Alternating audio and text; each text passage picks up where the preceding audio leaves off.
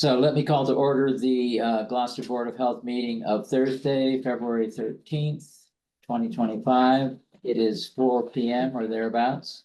We are in the Harbor Masters Conference Room. And this is a hybrid meeting. The public is welcome to attend this meeting in person. However, there is also a Zoom link to the meeting so that the public can remotely join. Please note that the in-person meeting, however, will not be suspended or terminated if technological problems interrupt the remote connection. So the first thing we usually do is go around the table and each of us introduce ourselves. Cody? Cody Smith, sanitarian for the city of Gloucester. Gabrielle White, assistant health director. Joe Rosa, chair of the board. Eric Kaplan, vice chair of the board. Erin George, board of health member. Dave Sargent, advisor. Fred Cowan, advising member. Dominique Curley, director of public health. Do I go? Okay. Tyler Judd, engineer with Gateway Consultants. Connor Williamson, assistant Title V inspector. And we also have Thor, Acrely. who is Thor Ackerley, who is joining us, but is having problems with his microphone, so he We have cannot one- speak for himself. One guest behind you too. Excuse me. No problem. Bill Nardone, Rocky Pastor Road.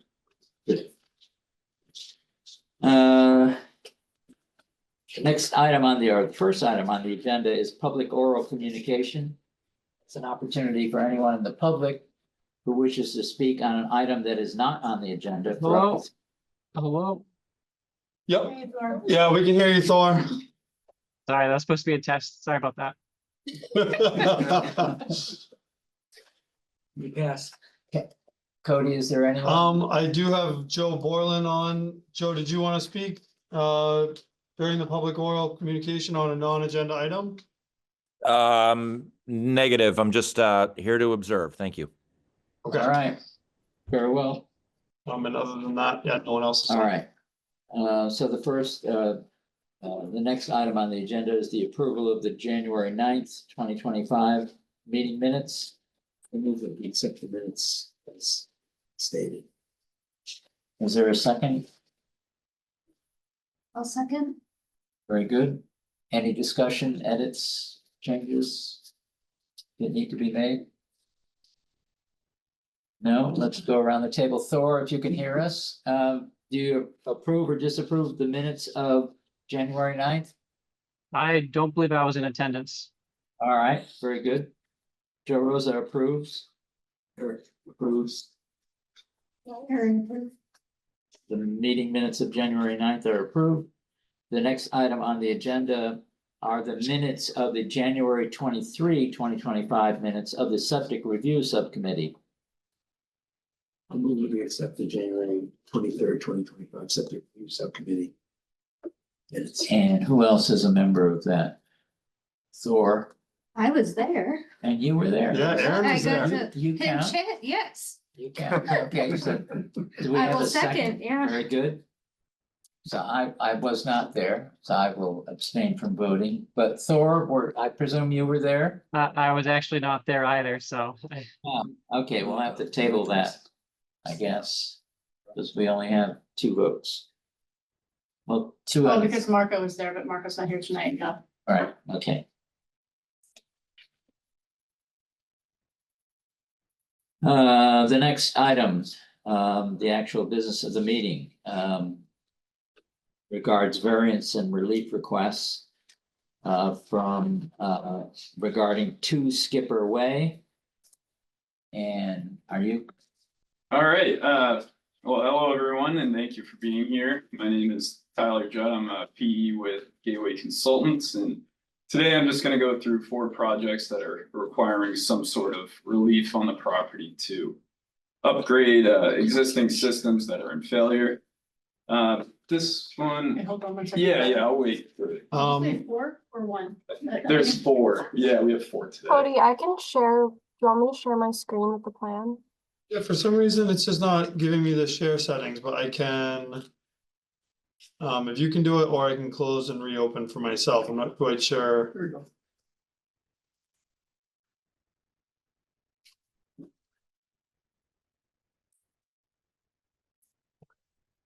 There you go. That's Perfect. All right. So as you come down Bungalow Road, you all might know where Skipper Way is. It's the first house in Skipper Way. On the left-hand side, there's an existing system that's in failure right in front of the house, and the owner would like to upgrade the existing system, not increase the flow or anything. She just wants to have a functional system on site. And the system that we're proposing is going to substantially better the surrounding areas and the environment because we're using a singular tank, which significantly increases the quality of effluent before it even reaches the leaching field. So we're requesting 2 variances and an alternative design standard. The variance is to allow 167 feet between the leaching field and the FEMA flood zone, which is elevation 13. And the second one is to situate the septic components within a coastal dune, which I wasn't sure if it was a coastal dune, but confirmed with Cody. And I think we're gonna run with that area being a coastal dune from now on. And then the alternative design standard, which is allowed under standard conditions for remedial use, is to allow a 2-foot reduction from the separation of groundwater to the bottom of the leaching field. So we're providing 3 feet for the required 5 feet under Title V, but under standard conditions for secondary treatment units, we can drop it down a couple feet. And that's only because we don't want to cause drainage issues to Bungalow Road. It's already raised up a couple feet high. We have a wall around the proposed field. And so, yeah, that's a quick rundown of the project and the relief that we're requesting. So happy to answer any questions. Tyler, I am not familiar with where Skipper Way is. Sure. South of where the road is shown, is that water there? No, so have you ever gone down the private side of Wingersheek? Yeah. Wingersheek River, I guess it would be off of Atlantic. So as you're going down Atlantic, it's the first road on the right. So you go all the way down, you know how there's a pond on your left? If you're coming down Atlantic Street. Yeah. Or Atlantic Ave, you come down, it's probably half a mile down the road on the right, and then you take another right. So if It's you want almost, to, it's almost at Coffin's Beach. It's like right up from Coffin's Beach. yeah, Okay. yeah. If Cody, if you could zoom in on the locus, I don't know. Yeah, Danielle, can you do that? I'm gonna sign up and sign back in. Actually, the map in the upper right corner. Yeah, so the locus in the right-hand corner. So it's the first right-hand turn, basically when you get onto the private side is Bungalow Road. And so you go down Bungalow Road and Skipper Way is your first street that's on the right. Goes up into a little cul-de-sac itself. So. Yeah, right before that turn onto Wingersheek Road, there's a bunch of streets over there. Ah, yes, okay.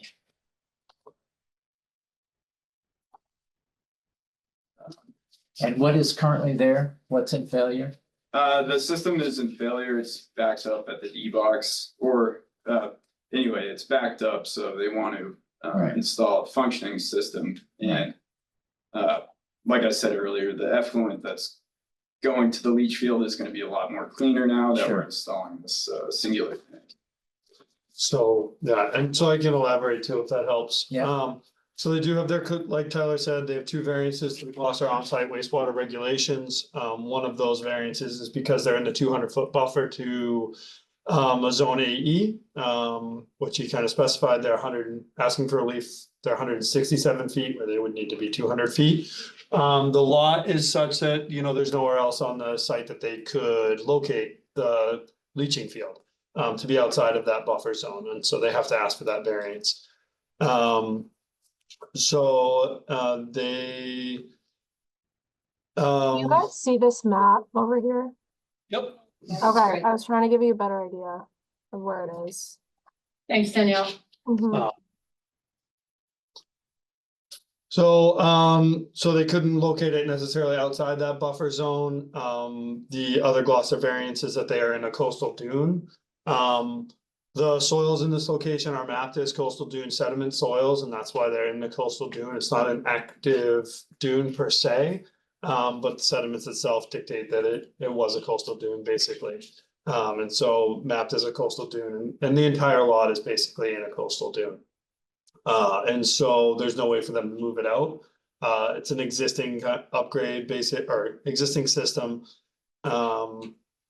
And so it'd be manifestly unjust not to put in basically a system at least of an equal size to the system that they have there. And so those are the two variances. For both those variances, like he said, they proposed a singular system, singular with pressure distribution.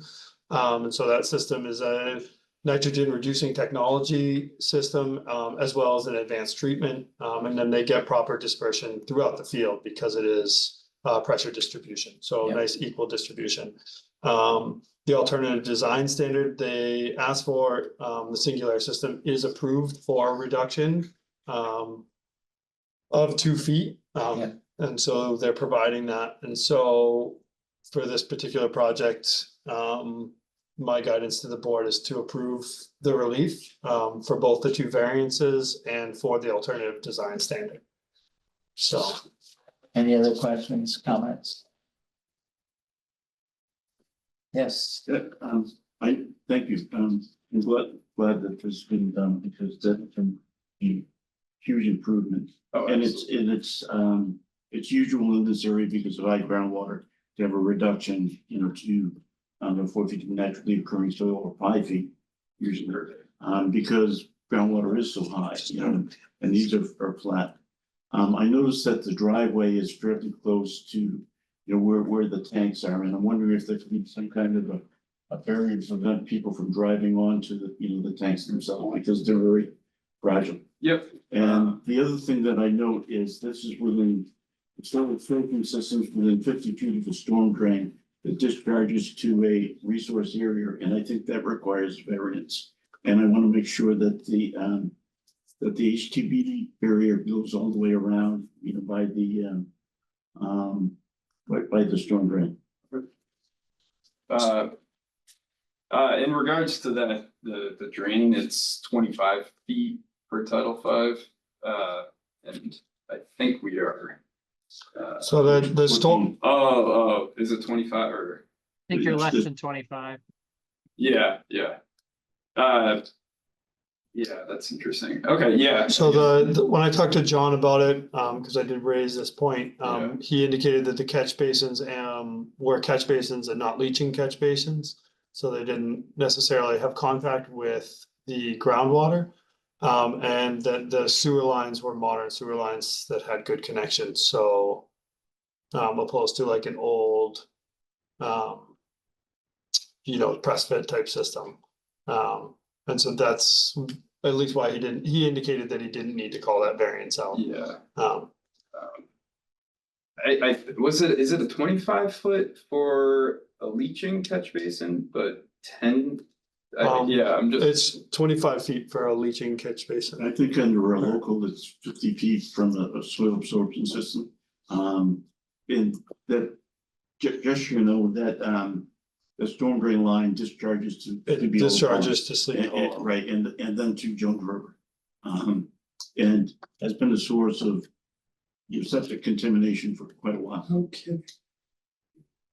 So, I just bring it up because So we're solving this too. is there anything that can be done to mitigate it, or we just need to grant another variance? it just grant another variance if the HTV barrier goes all the way around, that's the big thing. That would need to be done. I'm fine either way, it's just, the technical aspect of my mind, I guess. But to put a bright light on this, and by approving this system, we are also lessening the pollution in the Jones River. Or the potential pollution, For sure. right? Cool. Right. Excellent. That's where I live. Not Yeah, lost that's on you, terrific. Fred. Any further comments, questions? Excuse me, oh. am I allowed to ask a question? Oh, Yeah. I'm sure, I just got The current system, is it a 2-bedroom or 3-bedroom septic, and the new system will it also be the same? Correct, it's a 3-bedroom system, the existing system's a 3-bedroom system, and the proposed system's also a 3-bedroom system, so no increase in flow. Thank you. Yep. And we did do a walkthrough at the time. So we were out there digging test pits to confirm that the house was a 3-bedroom house. Are you in a butter? No, Oh, I live in East Gloucester. oh, okay. So are there any other members of the public wishing to make any comments? Cody, is there anyone else? I do not, nope, I don't see anybody else. Could I just add one thing, really quick? Mr. Chairman?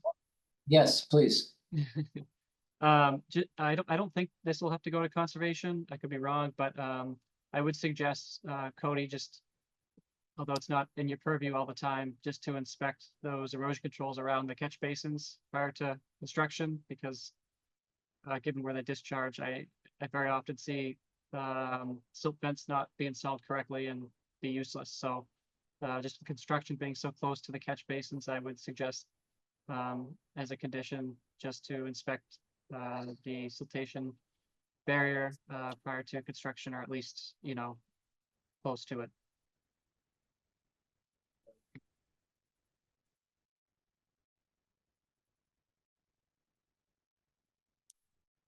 Thank you, Thor. So Thor, would you like to make a motion which includes your recommendation?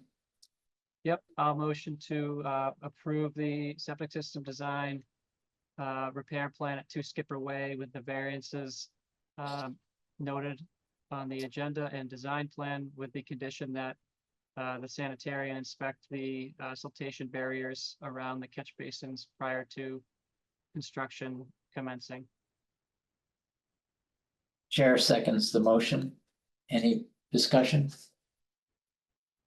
The only thing to add would be if the board wanted to consider Dave's point about the impermeable barrier going all the way around. Right now, it goes around 3/4 of the system. That wasn't part of the original proposal. That's not. That's not on our plan right now. The original proposal shows that it's 3/4 of the way around. There's one slope where they're doing grading, and so on that slope, it could easily be something that I think could be adjusted.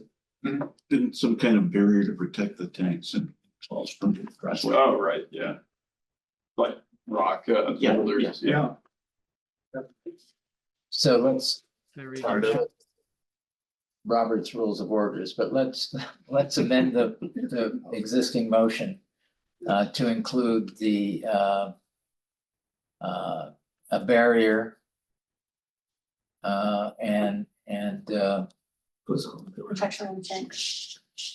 and some provision for preventing vehicles from driving over the tanks. Yeah, both boulders or trees. or- Yeah, whatever it Right. is. I mean, that's a homeowner should appreciate that because Right. you ruin the tank. Oh, yeah. It's not over, yeah. It's never driven over, there's like a cobble edge there already, but Right. we could throw them in. We could throw the boulders in. There are people when you should never have company. Yeah. Drunk. Yeah. Takes one to know one. Cody, you have all 4 of them, barrier, protect the tank, barrier around, and the other 2, just so that I have my notes in case Bobby, Yes, can hear. yep, I have, those and the fact that we'll add the variance for the drain line. That's only 3. It's 50. There's only 3. We have driveway controls, barrier, drain line variance, and erosion controls around the Okay, catch great, basins. thank you. So I would move that is the existing motion. Is there a second to that? Second. Okay, all in favor? Thor, Lori, yes. Joe Rosa, yes. Earth Kaplan, yes. All right. The listed variances and the amendments made are approved. Thank you. Tyler, you're busy tonight. Yeah. Yeah, I got a few and then some more next week. Is this your first time coming to the board? No, I've been here, I haven't been here in a little bit, but I've done. Okay, great. Meetings too fast. The next item on the agenda refers to 555 Western Ave. Again, Tyler Judd. Yes, state my name for the record, Tyler Judd, I'm an engineer with Gateway Consultants. And, let me just. Can you hold for just, Danielle, could you pull up 555 and or make me a panelist so I can pull it up? Yep, I just Thank pulled you. it up, but I'll make it your No, that's- panels too.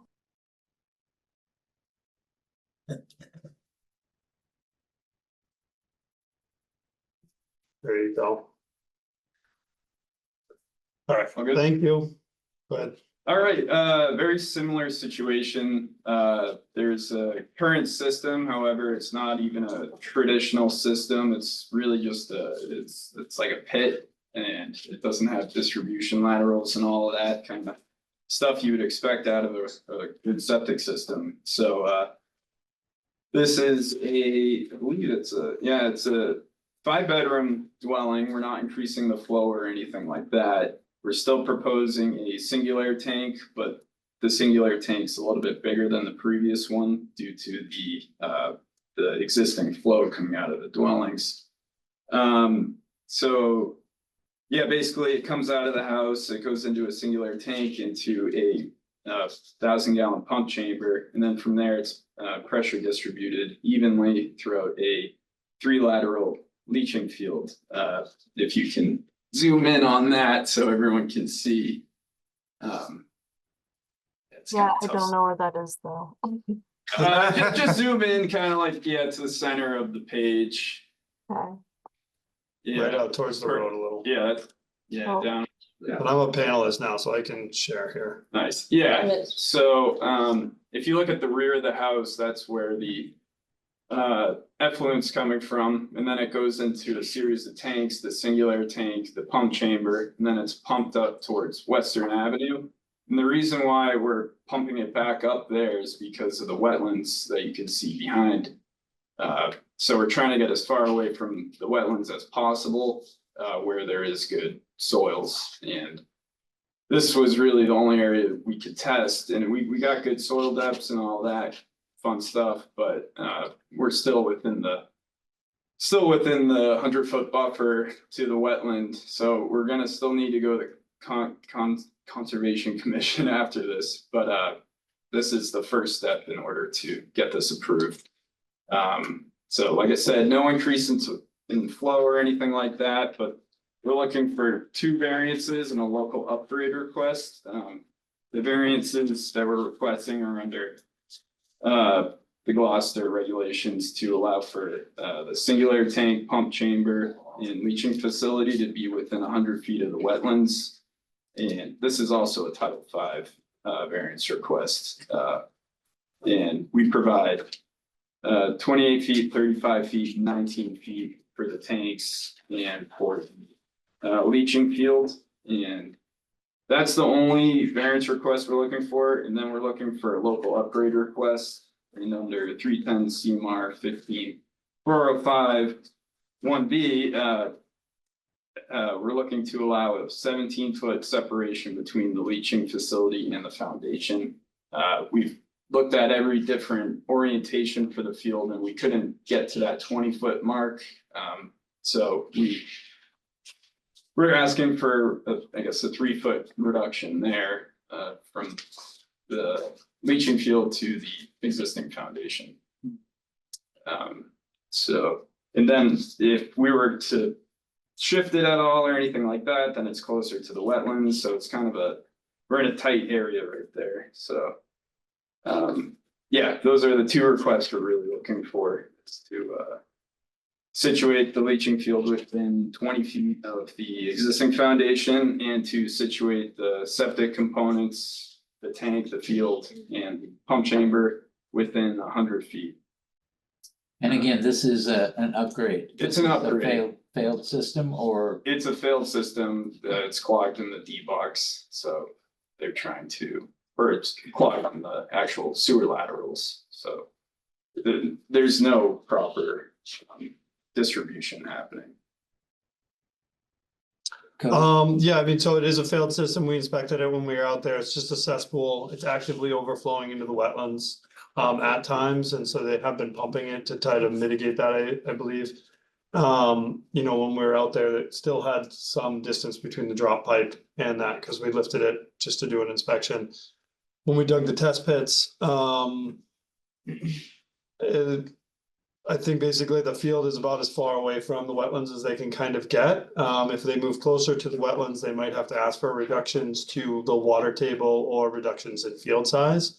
And so I think they're the furthest away from the wetlands, and we don't have a reduction in field size or a reduction to groundwater table. So we're only looking at one, if you will, kind of one checkbox, among the checkboxes for alternative design standards. If they, I mean, and then they can't necessarily slide it much closer to the house. Might buy them a little bit of feet, but that's kind of where the driveway is, and I think it's more beneficial for the system to be away.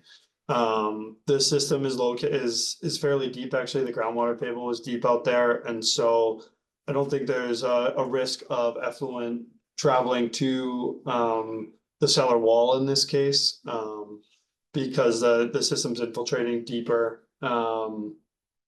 Then really the cellar is half, kind of exposed on the back half of the house. And so the chance of sewer gases and things like that kind of going into that area. We could propose that they do not have an impermeable membrane on that side. They could install one on that side. They do have an impermeable membrane put on to the side where the wetlands are. But it only encompasses about a third of the field.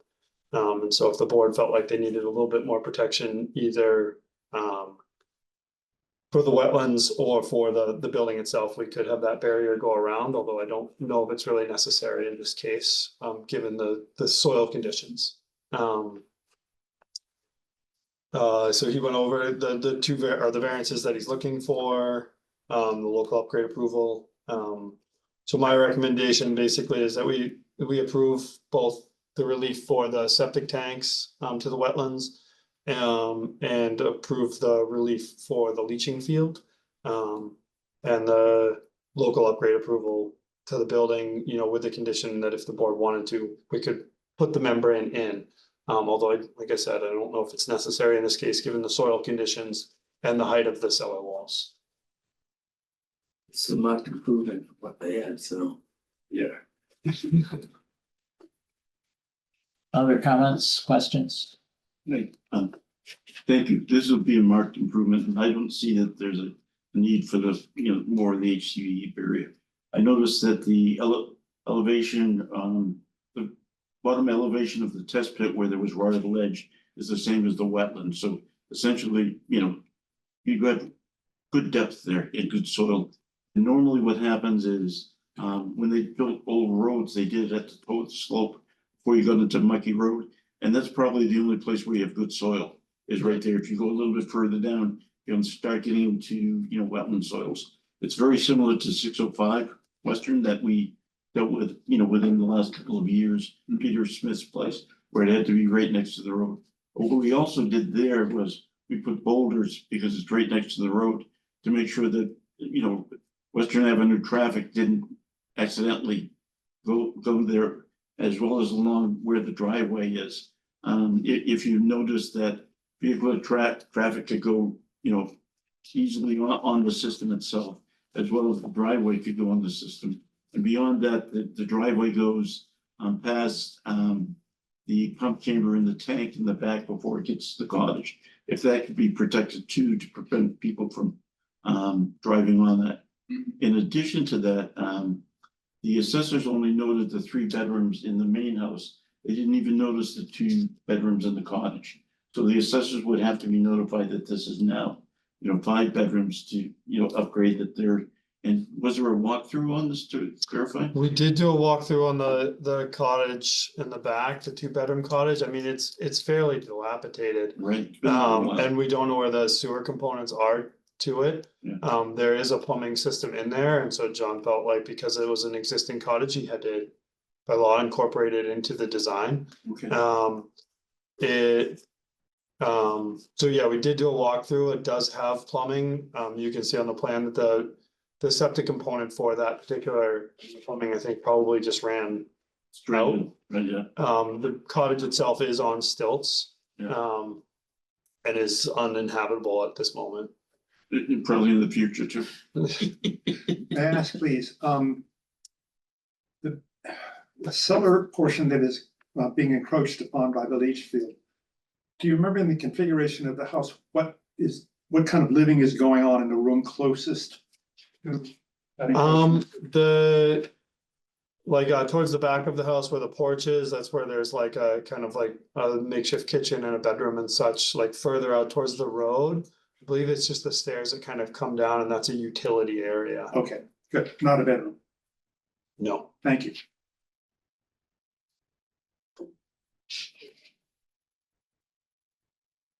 Other comments? Thor, did you have any comments? Nope, I don't. I agree with what's being proposed. Do we have a motion? I move that we accept the changes as noted. The variances, grant the variances. Second, Second, any further discussion?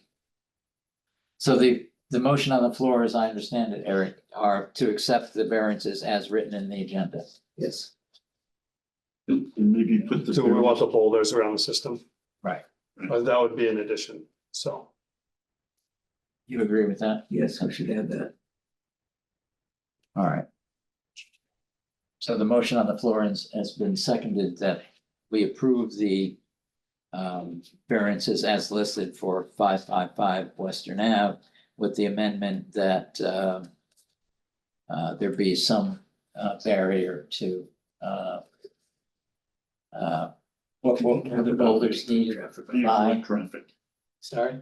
vehicular No, traffic. but to protect what component? Oh, the leaching. Protect the soil absorption system as well as the tank and. Oh, okay. chamber, right. So protect the system, basically. Okay. So any further discussion? Thor, voting? yes, Thor, yes. Joe Rosa, yes. Eric Kaplan, yes. Aaron George, yes. Okay, Passes. the variances at 555 Western Ave are approved as listed in the agenda with the amendment to protect the system from vehicle traffic. The next item on the agenda is, Mr. Chairman, can I just ask her a quick question? I just want to confirm, is Bobby on the line? Yes, Or no, Bobby she is on the Okay, I line. just wanted to confirm. Thank you. next item on the agenda is regards 116 Magnolia Ave. This one you're familiar with. That was the one I did the sauce. Yeah.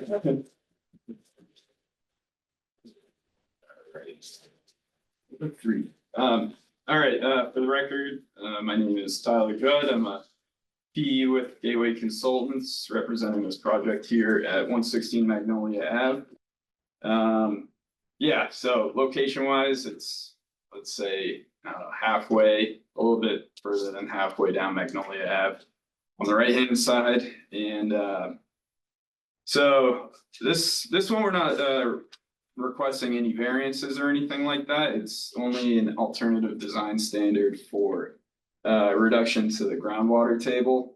We're using a singular tank again with a pump to get even dispersion throughout the septic field. So the water quality is going to be very good before it even reaches the leaching field. And yeah, it's a pretty straightforward project. We've added holders along the tanks and to protect it. And yeah, so we're basically just looking for a 2-foot reduction to the water table under the standard conditions for secondary treatment units using the singular tank. And yeah, that's about it. Happy to answer any other questions. So yeah, the board basically voted that they wanted to see any cases that needed relief. So there is no variance actually on this project. But they are seeking relief for the 2-foot reduction.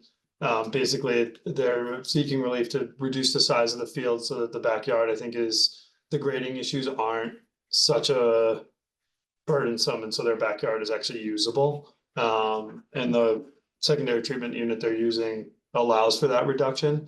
And so I think that, you know, if someone wants to pay the extra money to have a treatment unit that's maintained so that their yard is more usable, then they certainly have the right to do that. This is replacing an existing system, I presume. Correct. What is there now? I believe it's just a cesspool. Yeah, it's a tank to a, it looks like a tank to a leaching pad. Yeah, when we were digging, we didn't find any sewer laterals for like a conventional system or anything like that, but there was a tank that. And there's a history of this system backing up into the house. Right. Right. The backyard was very soggy when we were there. Yeah. Lovely. So any further comments? No comments. So this seems pretty straightforward. Can I have a motion? Move that we, Thor, did you want to say something? Nope, I was just gonna motion. Oh, okay, sorry.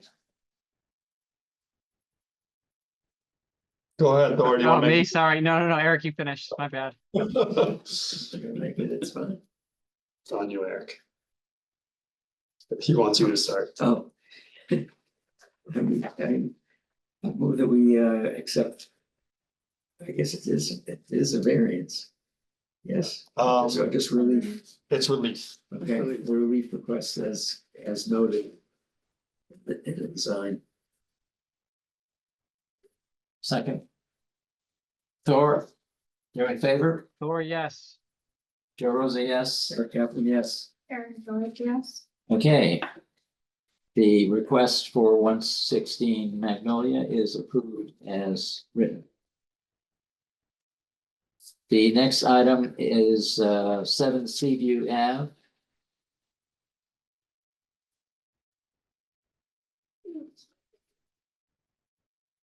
All right, should I wait? I'll wait. Uh-oh. It's coming up. Nope, that's coming. East Gloucester. I can show the locus if that's helpful for the group. It's another street I'm not familiar with. Yeah, so it's over in East Gloucester. You can see the locus on the right-hand Yeah, side yeah. there. Where is? It's kind of up off Oh, of High I see. Popples, Right in the middle, yeah. Um, Oh, no, I get it. that type of Yeah, area. yeah, Yeah, it's a street off of High Popples. yeah. Yeah, so Tyler Judd, engineer with Gateway Consultants, representing this project here at 7 CU Road. This is also another. Oh, sorry. Avenue or road? Oh. It's 7 CU Road. Oh. Or is The it? agenda's reading Avenue. Oh. CU Road. Then you Is- can't hear it. Is there such a thing as Seaview Avenue? Maybe it's Abe. I don't think. I don't think so. I don't- Yeah, Somewhere. sorry, but you can't hear it. Unless there's no other CVU. The address on the agenda must match the property. The address is I- important if there's another one. Yeah. Even if there isn't. There's a, s- That'd be right. Yeah, I didn't write through it.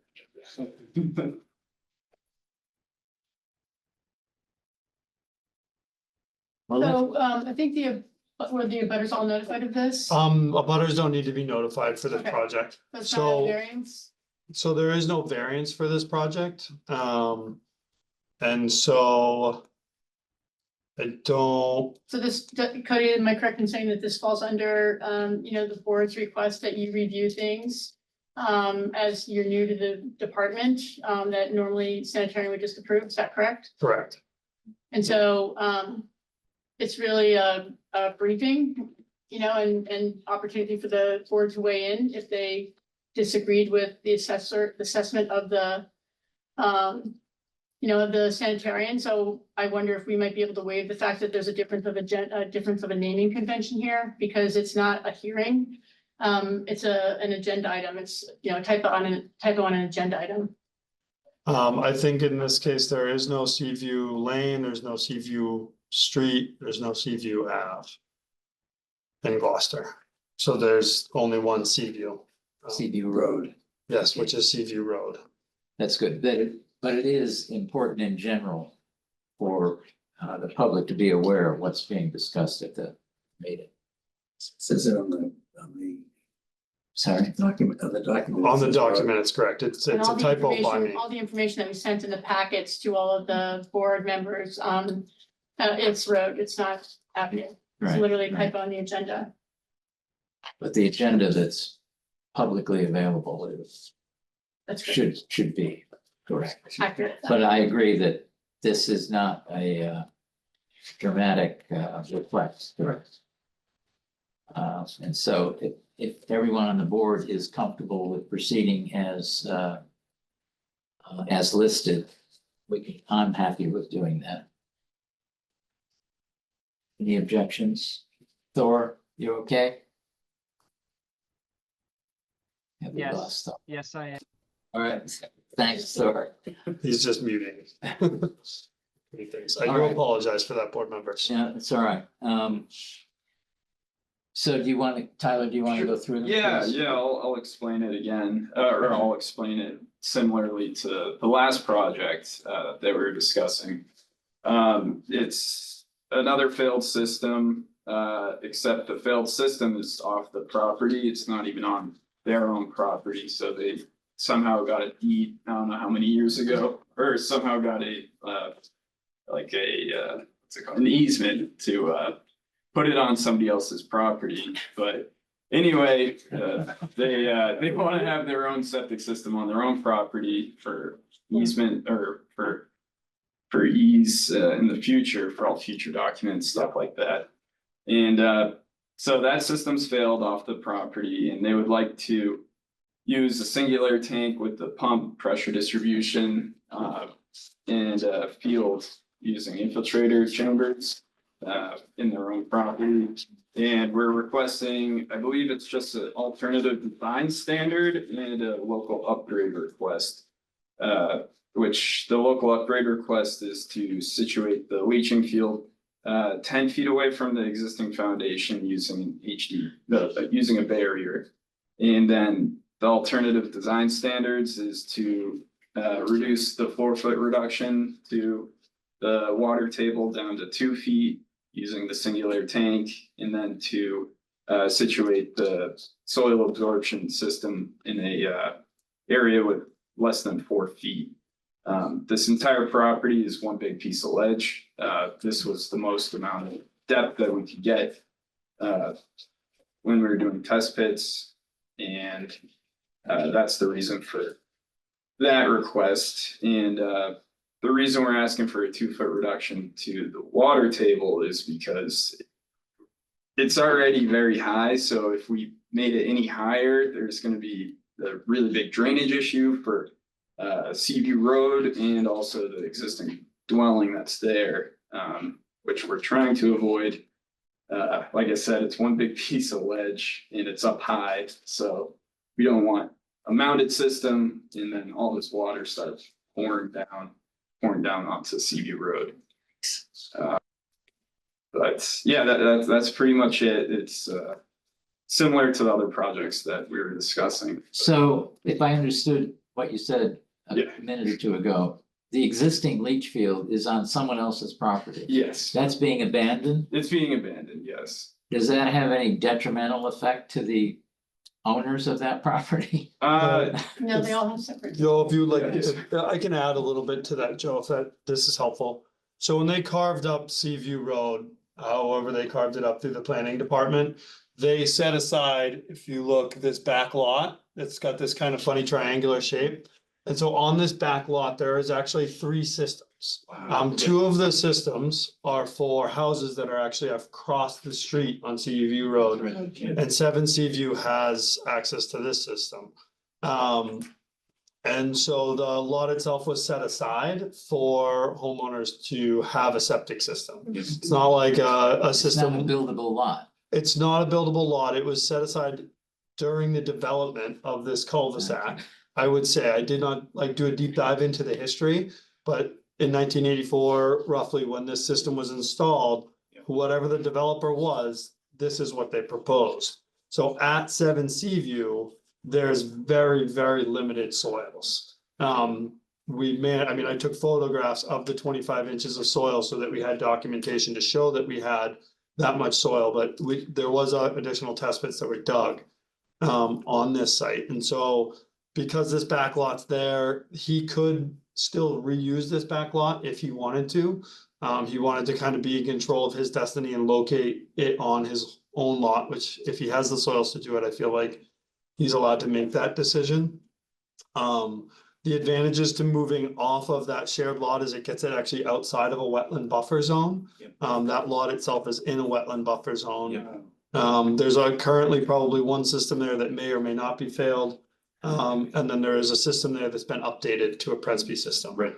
And so the back lot has very difficult soil conditions anyways, so I think similar alternative design standards and similar alternative design standards would probably have to be issued as well as a variance. And so where the system's located now, at least there's no variance that has to be asked for. The constructability of the system is a little bit more challenging at the location proposed now, but John was out there with one of the installers and they thought they'd be able to install the system with some permission from the neighbors. Or using some type of conveyor belt system. So, yeah, so they do have the local upgrade approval. They are providing the membrane. I think it's, there's nowhere else they can kind of locate it unless we want them to locate it off of the site, on the existing back lot. And I think that that's, like I said, kind of, we could ask them to do that, but I don't see a reason to necessarily locate it further away. And on a shared lot per se, because I think there's a lot of difficulty having 3 shared beds. And the person who built the first bed in the row, basically down here, the sewer easement goes along this further property line to build these beds on this side. And so now there's a Presby system that's in the way for building and constructing these other 2 beds. And so it makes it a little bit more of a challenge anyways, and you have to go deeper into the wetlands. And so the singular system is approved for both the alternative design standards that they have proposed. Be manifestly unjust not to approve the system because it's an existing system. They're not asking for any added flow. So somebody who lives in their house has to have the ability to have a system that can at least service their home. It's my recommendation to the board to approve all 3 reliefs. 60,000. The system, How much they cost? I'm not too sure this system in particular. I think a standard system like this might, be somewhere in the $50,000 range. I think this system will probably run more, because of just how difficult it is to construct. Do you know what they cost? Like he said, it depends on the construction aspect. The tanks themselves, in the field, I don't want to say because I don't want to be wrong, but it can get expensive. So I'll refrain from saying any number. As inside, the equity value in the house goes up enormously. I mean, it's. Right. It would be. Further comments, questions? I think Cody did a great job in explaining, what happened. I've been up there in the past. What they did is when they developed it, there wasn't any soil except near the wetland. And it's just flat ledge throughout this whole area, much the same as it is in Marble Road, is just continues through that whole area of East Gloucester. And so they found some soil that was near, a wetland, and that became a common septic system for the development. And I've been out there where they've tried to separate that, and each one had a separate system that was in that lot. So it's not like you're breaking a condominium or something. And this makes sense. And, and it's what they've been trying to do out there, for decades. So it's a good thing. Yep, I completely agree. I was the sanitarian when they did one of the ones across the street, the repairs, and it was a bit of a disaster. I think there was fear too that the back lot there wouldn't have adequate space for everyone to upgrade their systems because the soil wasn't particularly good either.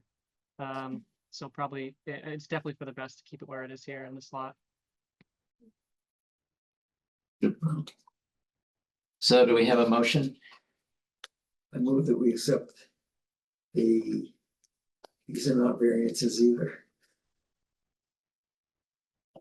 The relief. So you can move to, it's because the board basically wanted to see relief stuff from the sanitarian until they felt the sanitarian was up to speed. And that's why I'm here.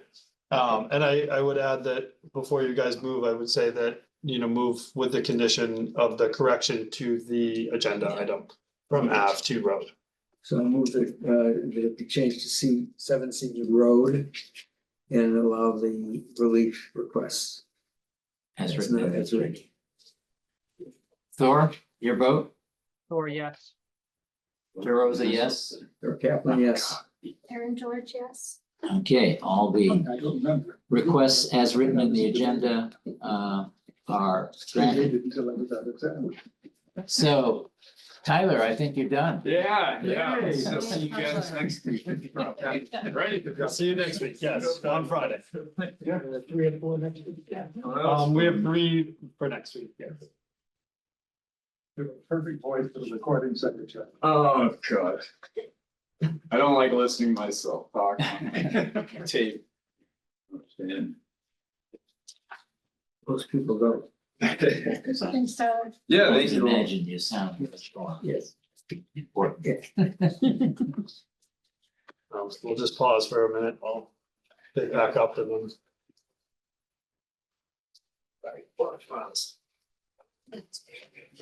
Like a roller coaster. Your name. Oh, this is true. All right, thank you all. Have a nice weekend. See you later, Tyler. Thank you. Like Batman. Yeah, no problem. Good luck with your project. That's true. Good luck with the sale of your house.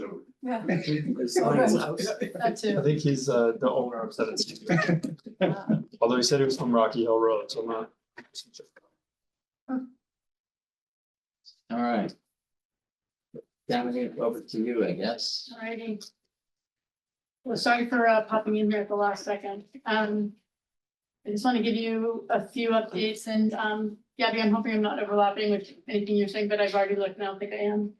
I wanted to let you all know that as I think you're all aware that we started biobot testing for both respiratory panel, influenza A, influenza B, RSV, and a few others, and then also for high-risk substance. And so when we saw our first sets of data, we were a little perplexed by the fact that high-risk substance didn't have opioids. They had fentanyl as their only, indicator.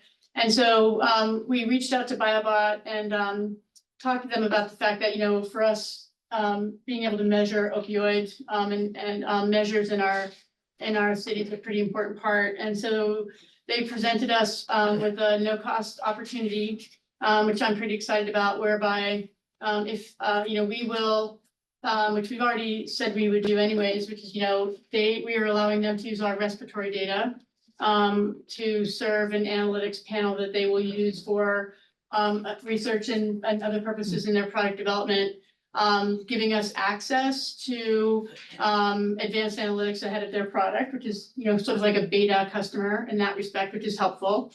In exchange for that, they will give all of that testing to us for free.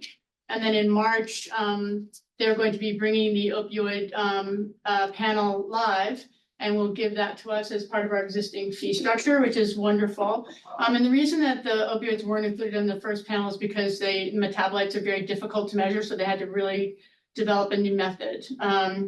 And so we're pretty pleased with that outcome, and that we're going to get some more analytic access for respiratory, including H5N1, which is bird flu. And as you know, it's moving around mammals at a pretty alarming clip. And so us having an early measure of that from a privately held company is, I think, pretty important for us. So that's that they were really excited to have us join that exploratory panel and then also listened really carefully. So that's great. I wanted to also let you know that this week we met with, I think, over 25 and Aaron was in the room, 25 leaders of community organizations across the city.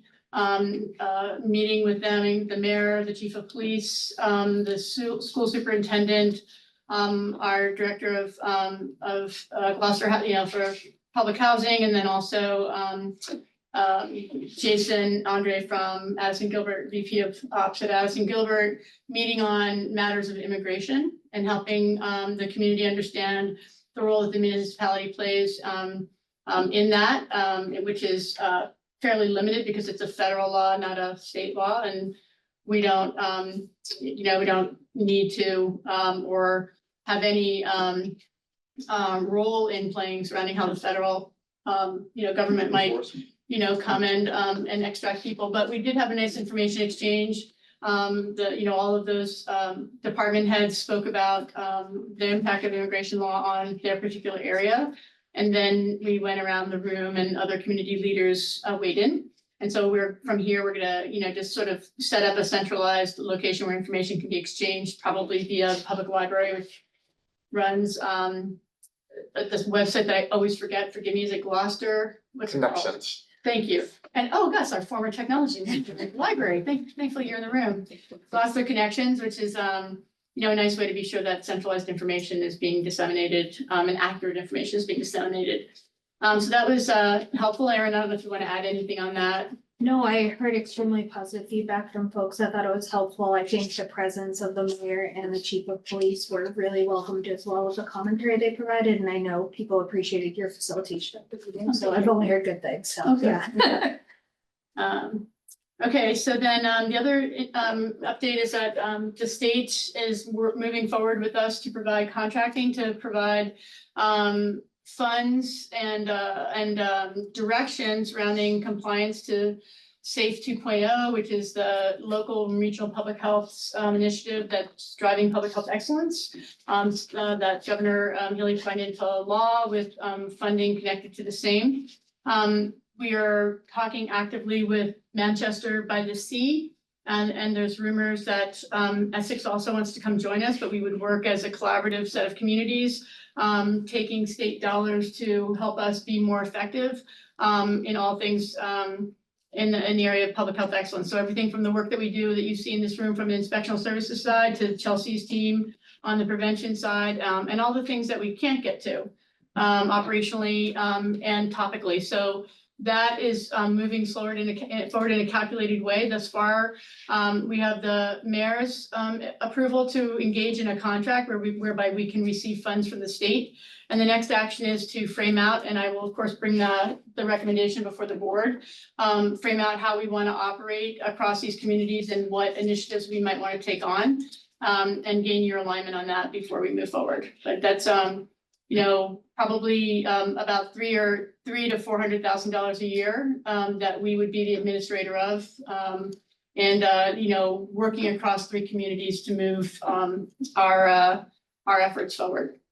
And it's, some people might say the state will be controlling you, but of course the state already controls us because we report to the state and are required to meet their law. So it's really funding to allow us to do the job that we're expected to do.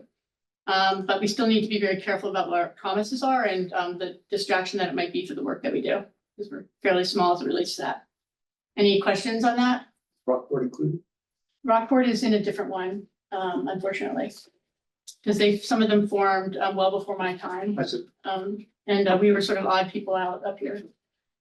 I continue to work across the team on operations and how to think about operations. We were recently doing some ad nauseum work on project plan development so that we can, a lot of the work that we're doing this year is fairly multi-headed. We might make a fee change for across the board for all the work that we're doing that you all had a first draft of. But how do we implement that fee change? What's the impact change? What's the impact on other departments? What technology do we have to do? How are we going to collect revenue, et cetera? So there's a lot of things that have to go into that. And because we're so busy, it's really easy to forget about something and it can sit there and languish also the month goes by. So we're starting to leverage our assistant health inspector in Jolene to serve as our PM lead for these bigger initiatives. So part of her work in supporting us is helping keeping us, honest on what things we promise we get done in a matter of time. And if we can't get those done, what impact is that on our end delivery date? So it's just, being able to raise the lens a little bit of what we have to get done and being sure that we can hit it well. Make sense? Any questions? Are you, Gabby, are you gonna go into the septic loan process, or do you want me to? I think you're talking about I'm talking septic about the compliance. compliance, you can do two. So, okay, so septic loan is pretty significant as one of you all in this room, were the one that's, Dave created it. So it is now no longer funded by a grant, but the funds still come out of the Department of Environmental Protection in the form of loans that we can take as a city. And so that's managed out of the treasurer's office. And just a reminder to everybody, what is a septic loan? If you have a failed system and you need support in funding that system, the city offers a low to no interest loan opportunity that you can pay off in increments or have it attached, depending upon your situation, have it attached and assessed into your property, paid off upon sale of property. And somewhere along the line that sort of left the command and control of the health department where it started, and it was in the treasurer's office. And so, hi, Chelsea. The treasurer's office is, would routinely be managing these things. People come directly to the treasurer's office. And it's supposed to, by, the way it's written, be recommendation from the board, actually, that the board would say these people should have the relief. So there's a few places where we sort of diverted from the path of how it's meant to operate. So we met with the treasurer and we've lined on a way whereby we will be back in the business of recommending a person to the treasurer's office to go handle all of the, the logistical part of the loan and the assessment in the end. But then we will work directly with the, making sure that the plan design is submitted to the treasurer's office, and will also allow us to be sure that the scope surrounding how we will recognize that work is done is also acknowledged by us. So right now invoices come through our department, but we're very disconnected from what's happening. So now we'll be back in control so that when Cody inspects something, an invoice will come in and we'll know that the work has been finished and done well. Like final payment will happen at COC. So we'll start to set the terms of how the loan is managed and paid. And then the business of the board is that we're going to be bringing cases before you, just for your approval to submit for the loan. What? Someone's playing taps The outside. code. Yeah, oh, yeah, no, It's just a Coast Guard, it's that time. Yeah, it's like the best part about living in Gloucester, It's, I hear it all, Yeah. Sunset. Yeah, I know it's a little late, but Keep going. but This in is fabulous. Keep going. yeah, it's just like hopeful that spring is coming. And then Bobby's probably like, what are they saying right now? Like suddenly I'm talking about taps. So, but then the interesting thing here, so you guys will have to approve the loans that go before get accepted in, and we'll refer them in. Now we're managing that process. Is there? Do we have any federal grants or just state grants? It's all state, it's not federal. Yeah. And then So it's the, likely to continue. Yes, that's what I asked. and then the other thing that we'll do is be bringing to you at the end of the fiscal year, or the calendar year rather, the vote that you all will do to assess the properties. To say that this work happened. So we'll keep close management in the office on the properties that go through. And then, and there's about 25 a year or so. And then you'll, at the end of the year, vote that all those properties should be assessed as the upgrades complete. So right now, the treasurer's office does that, and it's uncomfortable state for them. In the Commonwealth, is this septic loan exclusive for Gloucester? For No. other communities? Yeah, other communities can do it. So there's a variety of places that you can take out, take money Okay, to thank run you. bonds. Yeah, but this is one of those areas. Okay. Dave, am I forgetting Just anything? for You're so people's knowledgeable? information, there's an income qualification, right? Oh, yeah. 150,000, or I think under 150. To get these Yeah. loans. Yeah, Not anyone. So 20 years, 15. 50? I think it's 10 now. Okay. Yeah, it's 10 now. So the other thing that's helpful when Gabby talks to you about compliance we're obviously gonna be addressing this, and I don't wanna take Gabby's story from the presentation here, but it'll be a nice flow where we'll have folks that are gonna need support and we can feed them in, so we're gonna be able to prioritize those who are most at risk of harming public health, based on definitions, again, from the earlier work done. Did you craft it? Did you craft those local regs? Dave? I got thrown in the middle of it. I'm not sure I crafted. Okay. Because that happened just after I went on the board. Yeah, Yeah. I was deeply involved in it. Sure was. Yeah. It wouldn't have happened without him, I can tell you. Well, it was, I think it's also important to mention that the state has income tax credit for people with fixed systems. Try to upgrade. Oh, as well. thank you. Right. Did you hear that? I didn't I asked know that. Connor, did you hear that? It's good. Yeah, I Bad just for heard that. FAQs, you'll income tax credit for those who are doing septic upgrades, Yeah, separate and distinct from loans. Were you aware? But I think it's I wasn't also either. income, based as well. Yeah. Yeah, they have to wait till the system is complete before they can. But still, it's like, again, we're trying to be sure that when we're saying, hey, you really need to get this You wanna fixed, we help have them. the help in place, yeah. Yeah, That's why because it's called the health department. compliance with the wastewater Great. management thing Oh, just skyrocketed once he developed this. I did. I could throw. Yeah, in he's the got middle. the he solved it. So that is, we'll bring before you guys the final finish, like operation flow, but I wanted to give you a heads up on that. And Connor, in turn, our treasurer, needs to be sure that all the things that he has to do are connected appropriately as well. So this will be an operational change in the city, but it's kind of going back to the way it's meant to be run, yeah. Yeah. And also I can feel great comfort in signing off on invoices, knowing that the work was done as we expected to be done. So, I know that Gabby's gonna be talking about fees, and so I just want to remind you to talk to the board about city council approval requirement. And either I can do that now or you can do that when you do it. I mean, are you ready to, is that your end Nope, I piece? got more, Okay, but I just wanted to, it's next in my list, so I just want to be sure somebody Okay. brings it up. yep. You'll bring it up? I'll bring it If you up. forget, I'll bring it up. Okay, so then I wanted to let you guys know as it relates to the RISE grant, which is a state matching of opioid dollars that we have in the city to support opioid abatement. I presented, Rockport is in this one with us, as well as Ipswich. So I presented to the Board of Health on that whole proposal, and they're very excited to get started. So we're really hopeful that we're gonna hear shortly on the RISE grant, The which will city give us council you referring to, you said the Board of Health. the Board of Health and Rockport. I presented to. It's the Board of Yeah. Health in Rockport. Oh, that's good. Yeah, because they wanted a briefing for the full Yeah, board yeah, and, yeah. to understand how it all operate. I wanted to let the team know that we went to Action Open House, which was fantastic way. The entire health department came, which was really great. And we learned a lot about how Action is operating now. And Aaron, I don't know if you want to take a couple seconds, because I think it's great information for everybody to have, just, the overall perspective of the no wrong door mantra that's so wonderful. Yeah, so Action Inc. is a community action agency. We're located right up the street at 180 Main Street and have a variety of services. Mainly our services are focused on the Cape Ann area, but they run from anything from tenant-based rental assistance, which the city supports, fuel assistance, we have education and job training. Action owns a number of properties in town.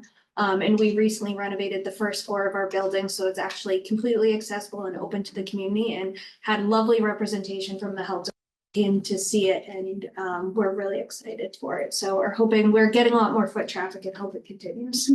Yeah, it was just beautiful building and so many different services that it was really nice to hear firsthand. In fact, Aaron's gonna come and give a talk to the health department on the 19th.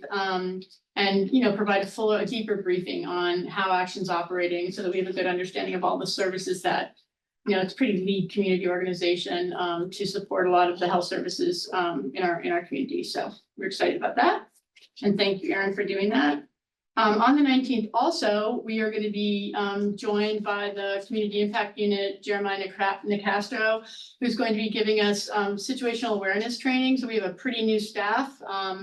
We encounter folks that are sometimes not so happy. And also we're in the field. And so we're going to, get a briefing on, how to recognize things, what to do when, how to keep yourself safe, how to, be able to call for assistance when we need it.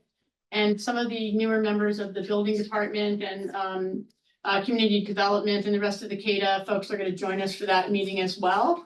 So it's gonna be a pretty full room. And we're excited that the police department's gonna come in and give us that much needed training. What's the date on that? Sorry, What the was 19th. The 19th. It's just in our general health meeting, in our staff meeting, which will be the full length, obviously, because we have a lot going on. And then the last update was I had the pleasure of going to the Mass Municipal Association meeting a few weeks ago, which is a collection of municipality leadership from across the state. And it was really, I've been, doing a lot of training on how public health operates. But as you all know, I'm new to municipal as well, and I've been picking stuff up the hard way in terms of how we get everything done here.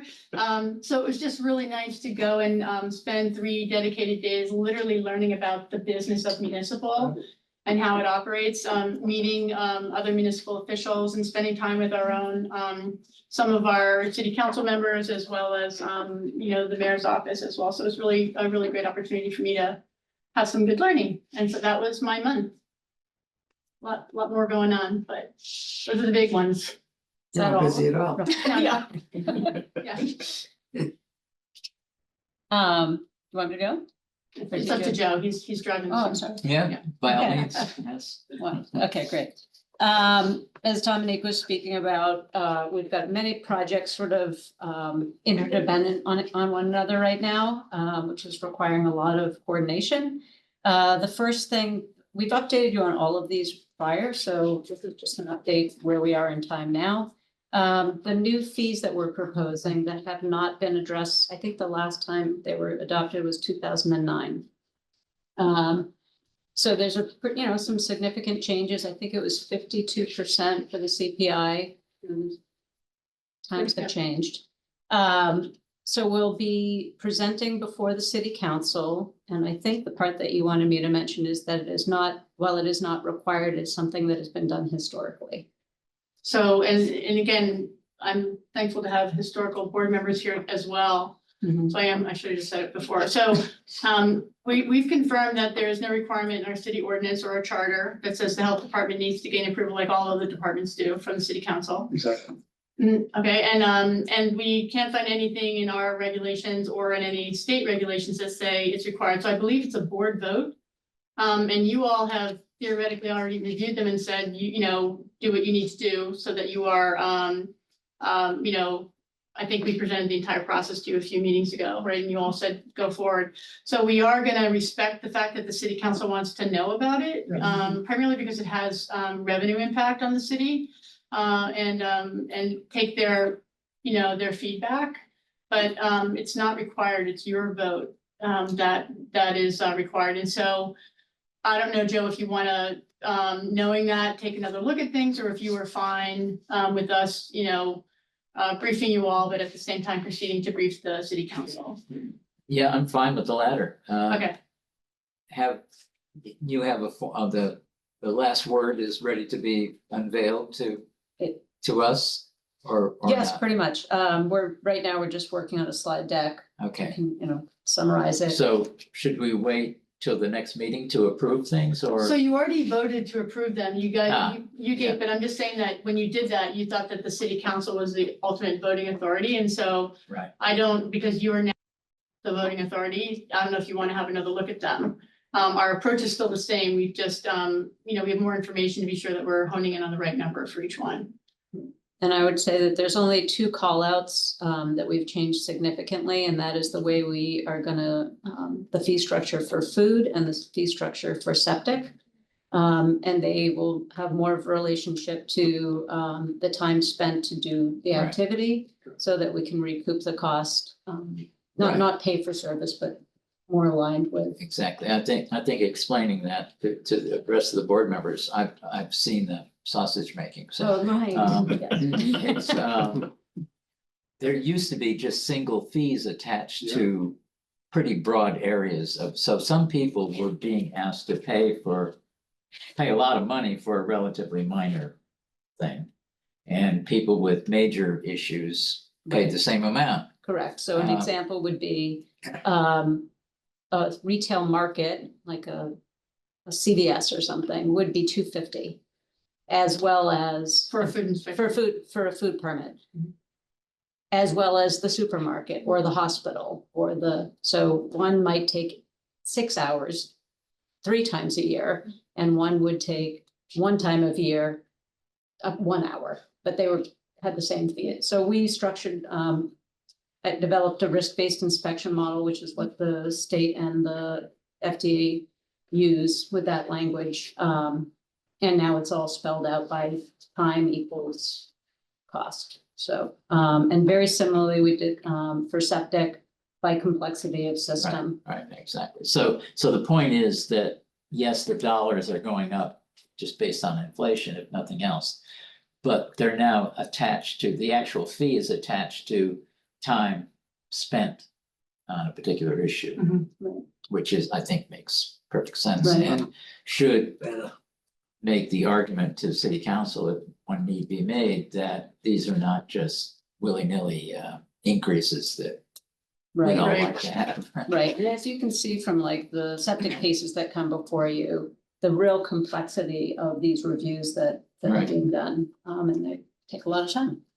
And also being able to, we obviously have the right to ask a homeowner to send out for a third-party review. But there's also situations where we want to be able to handle it internally, and if there's complexity to it, having the permit fee help fund for any outside counsel that we needed, so we don't have to, unless, it's very complex, be able to go outside. So it's right sizing scope. I think that's important. And then I know, Gabby, you're going to be talking about the work we're doing, as it relates to rental as well. So that one in particular is a savings to the landowner, the apartment owner. So I don't know if you want to jump into that one. I think that's an Yeah, important so- example of where we're giving back rather than taking Exactly, more. so we speculate that there may be upwards of 5,000 rental units in the city. We have no way of knowing. But we do know that we're probably seeing 500 of them right now registering. So what we're trying to capture is a much broader audience, reduce the fee from 90 to 30 and make it a registry. So we create more of an educational relationship with them. We're still making them, sign acknowledgement of what their, state requirements are. We're also bundling access to grants and other opportunities for them to repair their apartments. And we're working in collaboration with the building department, who are rolling out their short-term rental regs. So they're gonna be birthed at the same time, and hopefully it will have one access point through the city's OpenGov system. So they'll register in one place, and then if they're short-term rental, they'll go into one area with the building department for certain inspectional aspects, and we'll manage the registry. The great news about that is that anyone in any department in the city can access the registry. The fire department, the building, so if they want to do an email blast to all of the property owners who rent to say it's time to put in new smokes and CO detectors, that list exists. I'd add, in the event of a fire, they also know that there's somebody up. Yeah, they'll know each unit, how many bedrooms in each unit. We'll be able to get information about septic systems and about wells.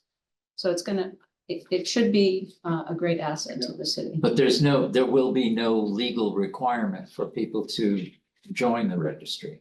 No, we want We've anybody punitive. we do. We want to actually add a regulation to get that the board would enact and change our rental reg so that you're no longer required that we inspect, but you are required to register. It's the Right. inspection. Yeah. And I think you suggested actually, and we cooked this in, which is the fine, the heavy fine if somebody calls on one of your rental units, a tenant, and we find out about you that way, there'll be I think they're proposing a $500 fine. So So we there's really great want to incentive. sweeten it, but Yeah. also be insistent that you register. Yeah. Yeah. Okay, so So the registry will be at some level publicly available. So if people are looking for to rent a piece of property, Yeah, those are like sort they of the can go on the Yeah. website and say, oh, this place is registered. Yeah, our public health nurse just. Yeah, joined us. one of the, I'm willing to tell her. Gabby, are you gonna clarify that or do you want me to? what, On the, so Joe, what you're talking about is, you know, how we can further sweeten it. So when you are, looking for a place to rent, you can come potentially and look for, you know, places that are available, that we know you're registered. So how can we add more services? So you're not, just paying the permit and then having to pay more money to fix a screen door. Can the Instead landlord then post it as being vacant? Well, so again, we have to figure out how we would be a service there, and obviously we don't want to add work, but digitally, if you are registered. And you've signed off that you know the requirements, we can list you as a, you know, registered landlord. And then in turn, you know, to me, I want to say like, what services can we provide those landlords that would makes it worth their while to be sure that they're coming in? You know, helping them find renters, helping them, you know, access to improvement, loans and things like that. So we'll change our work a little bit in terms of, you know, you saw in the report, I think we did like 64 inspections.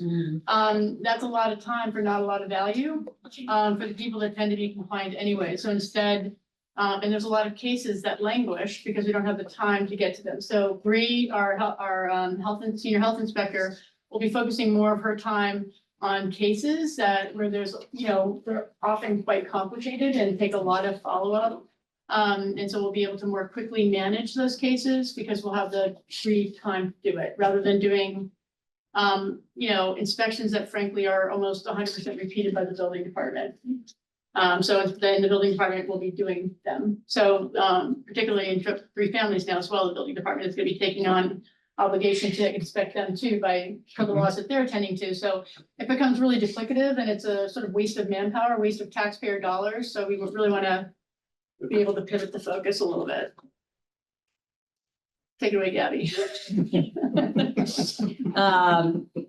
So next up is the tip of the iceberg, which is the septic compliance management piece, which now that Connor's been here, he's been attending to, and we've been building the project plan for all the letters that will go out, the phone calls, all the follow-up, escalation to board meetings, and how it would then ultimately escalate to legal. We hope we never get there, but the plan is in place.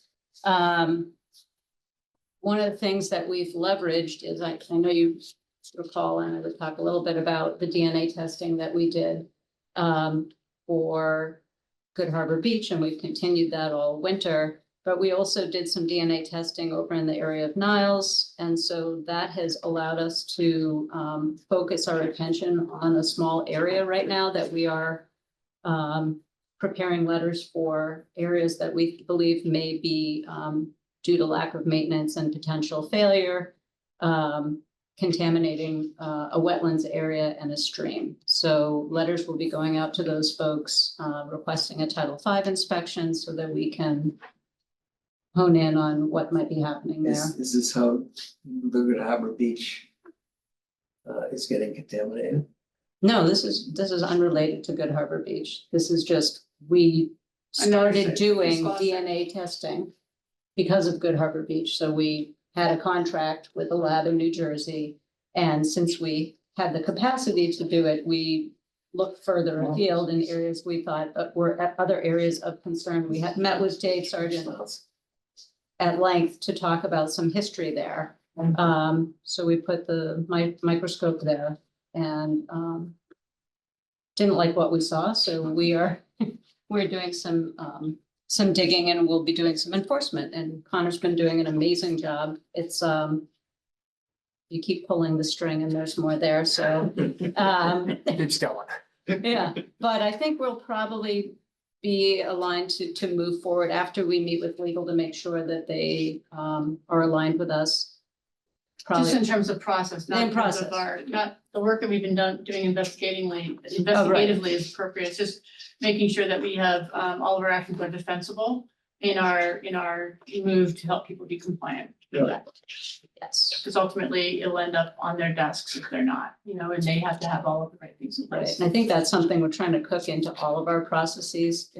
Young's Road is a very good example, is to just make sure that every piece of work that we're doing is appropriately recorded and built upon actions so that if and when we end up needing legal's assistance, they have everything they need from us. We haven't missed any step. If I might just throw in something that might help or it might not. In the past, bringing people to court on regulations with septic, judges are kind of wishy-washy on that. So we always threw in laws like the nuisance law, because judges are more used to dealing with laws than regulations. Yeah. So we had that as a main component of, requirements because Yeah. of the comfortability of judges. Absolutely, good point. And lastly on that, the DNA beach monitoring of Good Harbor Creek continues right through the winter, and Dominique was so gracious and came with me and held the Yeah, I bottles. stand on the Oh, stand. gee. She Gabby stands on the has first, yeah, she, in case I Gabby need to be has rescued. Wetsuit I was a at lifeguard, least? so Oh, I God, can love do you. it. I had a shorty on Your last lifeguard time. is what? I was a lifeguard, for years. Really? Okay. So You're we're Summer safe, job man. for. Or she would just kind of wave me, All of us old lifeguards. Yeah. But Still am this- technically. I think June marks a year that we'll have been conducting DNA tests there, so, we have a good bit of data. No, you've been reported on what we found so far, and Sorry if there's anything new. there are some new things, but we actually believe that there may be some collection error, and so I'm gonna be going out again. To All right, redo it. I'll just confess. So, Okay, so I'm on the opening up the vial and stuck my finger inside of the cap. Oh. And so it's coming back human and I'm like, no, I'm not, I should wear rubber gloves and not, contaminate. And Gabby is like, well, unless there's bad things on your finger, that shouldn't really affect the results. So we're just gonna try it one more time with Right. I'm gonna be wearing rubber gloves on the stand when I open the vial. but the So we can anomaly, validate the data. and correct, we get just that to you. we need to check, but But these, don't transfer these. when you put on the gloves. Right, Yeah. exactly. This It's is very in the sterile. wintertime. In the wintertime, and the samples were in both of these situations on incoming tides, not outgoing Yes. tides. So it's really like open ocean coming in. Well, not open ocean because it Okay. comes around, like if you know the currents, it comes around the bend. Right, Yeah. but not It's unconnected to the really concerns that across. up the stream, up into Yeah, the very. estuaries. It's not related to the estuaries. So anyway, that's all I have on that. If anybody has any questions, thank you for, I just couldn't say it. for Always fessing up. transparency. I didn't want to call you out at all. Yeah, Does anyone have any questions on that? No. yeah, and how dumb is Dominique? But Dave, thank you so much for the history and background around Niles and what to look at. So much to look at up there. I'm so glad that this is finally being, Yeah. looked at because I have nightmares. Okay, well. Hopefully we can help with that. Yeah. And just so you know, once we finish the very specific Niles work, it will start expanding. I've been meeting with the engineering crew and talking to wastewater treatment about the impact if we try to go citywide to, because each of these letters have deliverable dates, like 30 days to do So something. People understand that a major issue is that people are not pumping out systems when they ought to. Correct, or So maintaining an O and M. if we- Yeah, If we forced everybody to do it as per schedule, we might overwhelm the wastewater treatment. right. That's true. Or the trickle down of those people, the haulers that need to be billed, or, there's many hands involved, so we're just making sure that our actions aren't impacting them too much. But we're being thoughtful about it, and we will be attending to it shortly. Really quickly, can Connor give 30 seconds on the communication stream that we're gonna be doing? Sure, if you'd like. Do you want to do that? Yeah, you mean to end like the TAMJA? Yeah, like what's What- happening, letter one? Yeah, so letter Yeah. one is a general, this is the situation that is happening and at hand. Here's some information, here are resources, here are the deliverable dates, please have this done by this date.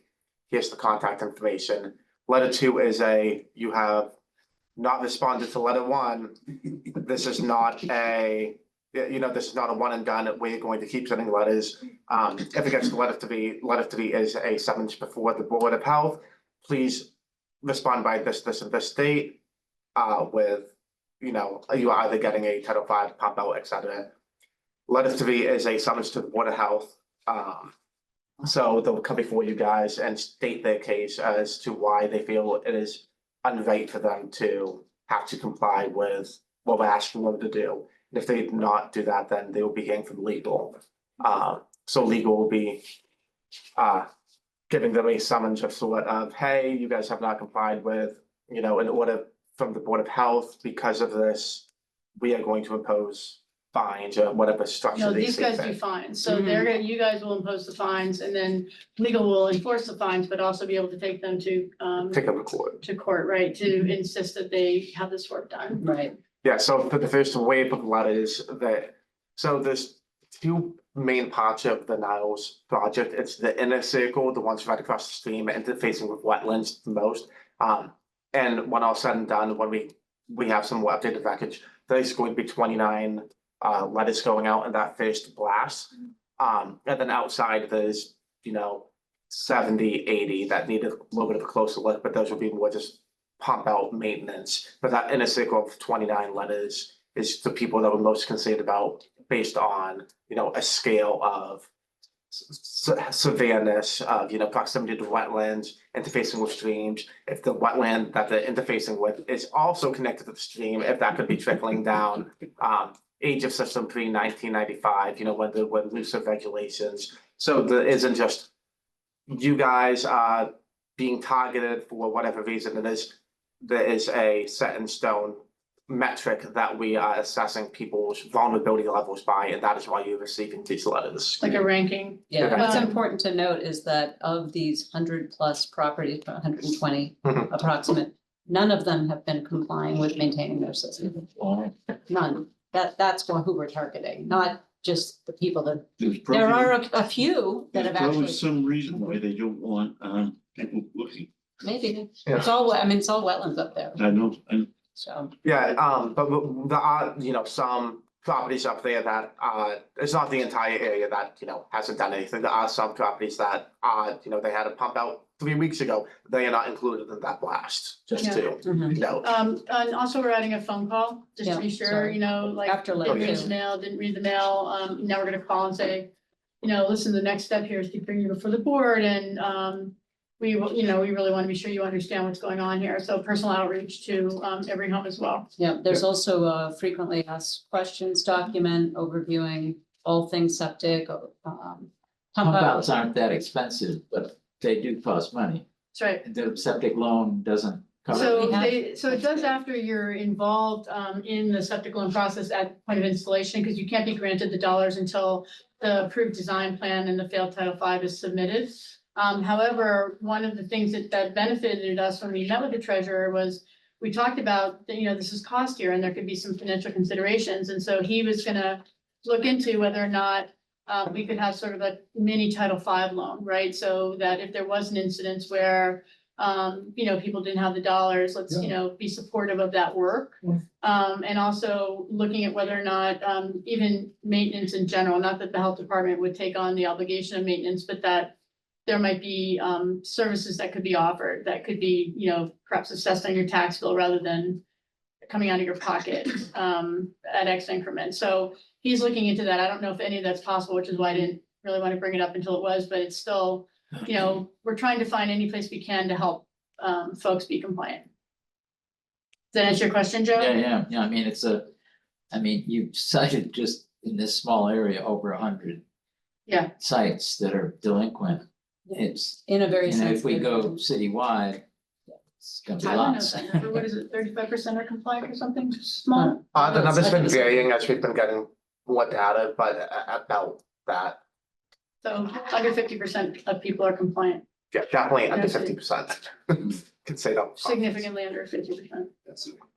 With pump outs, not necessarily. with pump outs, you know, with lack of data, with, you know, us, based on the assumption that the data that we have is accurate and up to date. Yeah. Sometimes there's communication errors with, you know, they might not have sent out an O&M when they meant to, or they might have received a pump out, which may bump them into that non-compliant category based on that. So we also note in the letter, if you believe our records are incorrect, please send us data corroborating that you have done this. So. Any other questions on that? I'm guessing that the first letter is nice. It It is, Yes. and the And then it tone, gets progressively. exactly, and then we use red in the third letter, we Well, do, we used red in our first letter, but it's okay, like good to know, gentle red, yeah, more red. yeah, It's a fuchsia. it becomes very clear through the letters, that we're not going away. Yeah, yeah. Right, so I think that in the past, the letters would go out, but there wasn't necessarily a second, third, fourth letter that increased in demand. So we're hoping that that works. This is also something that probably would be useful to communicate to city council. Yes. Because one of the first things that's gonna happen is people are gonna Yes. call their city councilor. We also plan on doing a lot of educational blasts through social media and perhaps an article in the paper during this time so that it's it's in everyone's ear that we're doing a lot of outreach for septic compliance.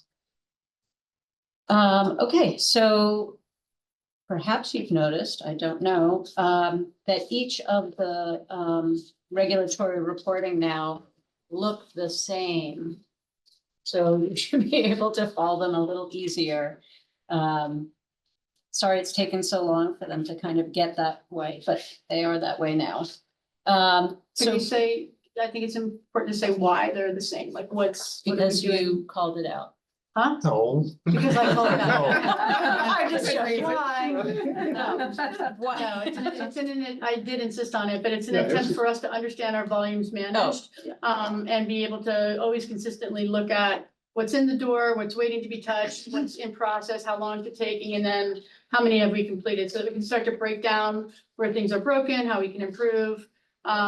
You know, when I first came to the department, everybody had too much work to do and couldn't really talk about what that meant. And so we now know where everybody's spending their time, not so that we can watch their time, but that's so we can consistently help them improve and get rid of things that they shouldn't be doing, you know, et cetera, and remove barriers for us to operate efficiently. So it's an example of the operational improvements that we're putting in place. And I'm glad that Gabby interprets that as Oh, I said so. thought you were throwing me a.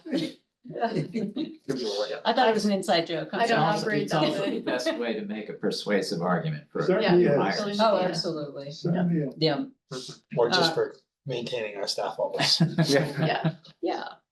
So as Dominique noted, Bree spends a lot of her time or has on building permits and rental inspection, rental dwelling certificates. The big notable things this time of year are housing complaints, mostly related to heat. She's done, she's got 4 from this past month. And I think she has 2 new ones this month. And then general nuisance complaints, always trash. For some reason, we've been getting a lot of feeding of wildlife, probably because it's winter and people are concerned about them. I had a great meeting with animal control officers, animal inspector, myself and Bree, just to talk about the overlap that we're seeing, who's getting called out on what, how can we best manage, you know, the feeding of seagulls in a neighborhood, et cetera. So that's it on housing, if anyone has. Half dead birds too. Oh, Taking I them home. thought I can you were talk gonna about talk that. about that. I can talk. All right, you can talk about that. There's that. I don't really talk about live birds. She can talk about that. Well, it was live. No, I'm sorry. You saw it too. So I'll start the story, you can end it. Cody, do you want to just talk about yours? Yeah, no, I can talk. So, I mean, for septic, just reporting updates, like we had a lot of plan reviews that came in. We are all caught up basically, or almost all caught up. As of now, we only have 1 plan review that hasn't been reviewed. And so of the 12 that we had kind of submitted in the last 2 months or so, so we're almost caught up. We have another hearing next week. And then after that, we should have a kind of a normal load kind of coming in. You getting any Um, feedback from the engineers, the designers? Yeah, I mean, some of the designers have been responsive to our new variance forms. They don't generally push back too much on things that we feel our department or that need to be addressed, I guess, basically. Yeah. And so I'm not seeing the same mistakes made over and over again on certain things, and so that's nice. Where we've certainly seen that before, and so in general, the designers in our area have been pretty responsive. So and we've been getting things turned around a lot faster than they've ever Yeah. had. We are So- this, we are this week, Joe, or Chairman, sending out the septic regs to all the designers and to you all again for final read before. And last round of edits before we hold a hearing, and I should have had that in my update, I apologize. That's all right, we can add it. So yeah, so we're trying to get it on front of basically the board in April, with our notifications to the paper and everything else. And so we're gonna send that back out, hopefully with the time frame of everyone has like basically 2 weeks, including designers to give us feedback. And Like legal, open comments kind of thing. like you open know, comments, yeah. Burden them to you, is this good or bad? Just anything that we need to see to fix that, and so the plan is, set that 2 weeks, everyone has that time frame to work. Legal will either get that at the same time, or they're gonna get it potentially after Yeah, that. hopefully this will all go out tomorrow. And then we'll have our notification in the paper, that has to be 2 weeks before, that meeting, and so I don't think we can really effectively do all that before March.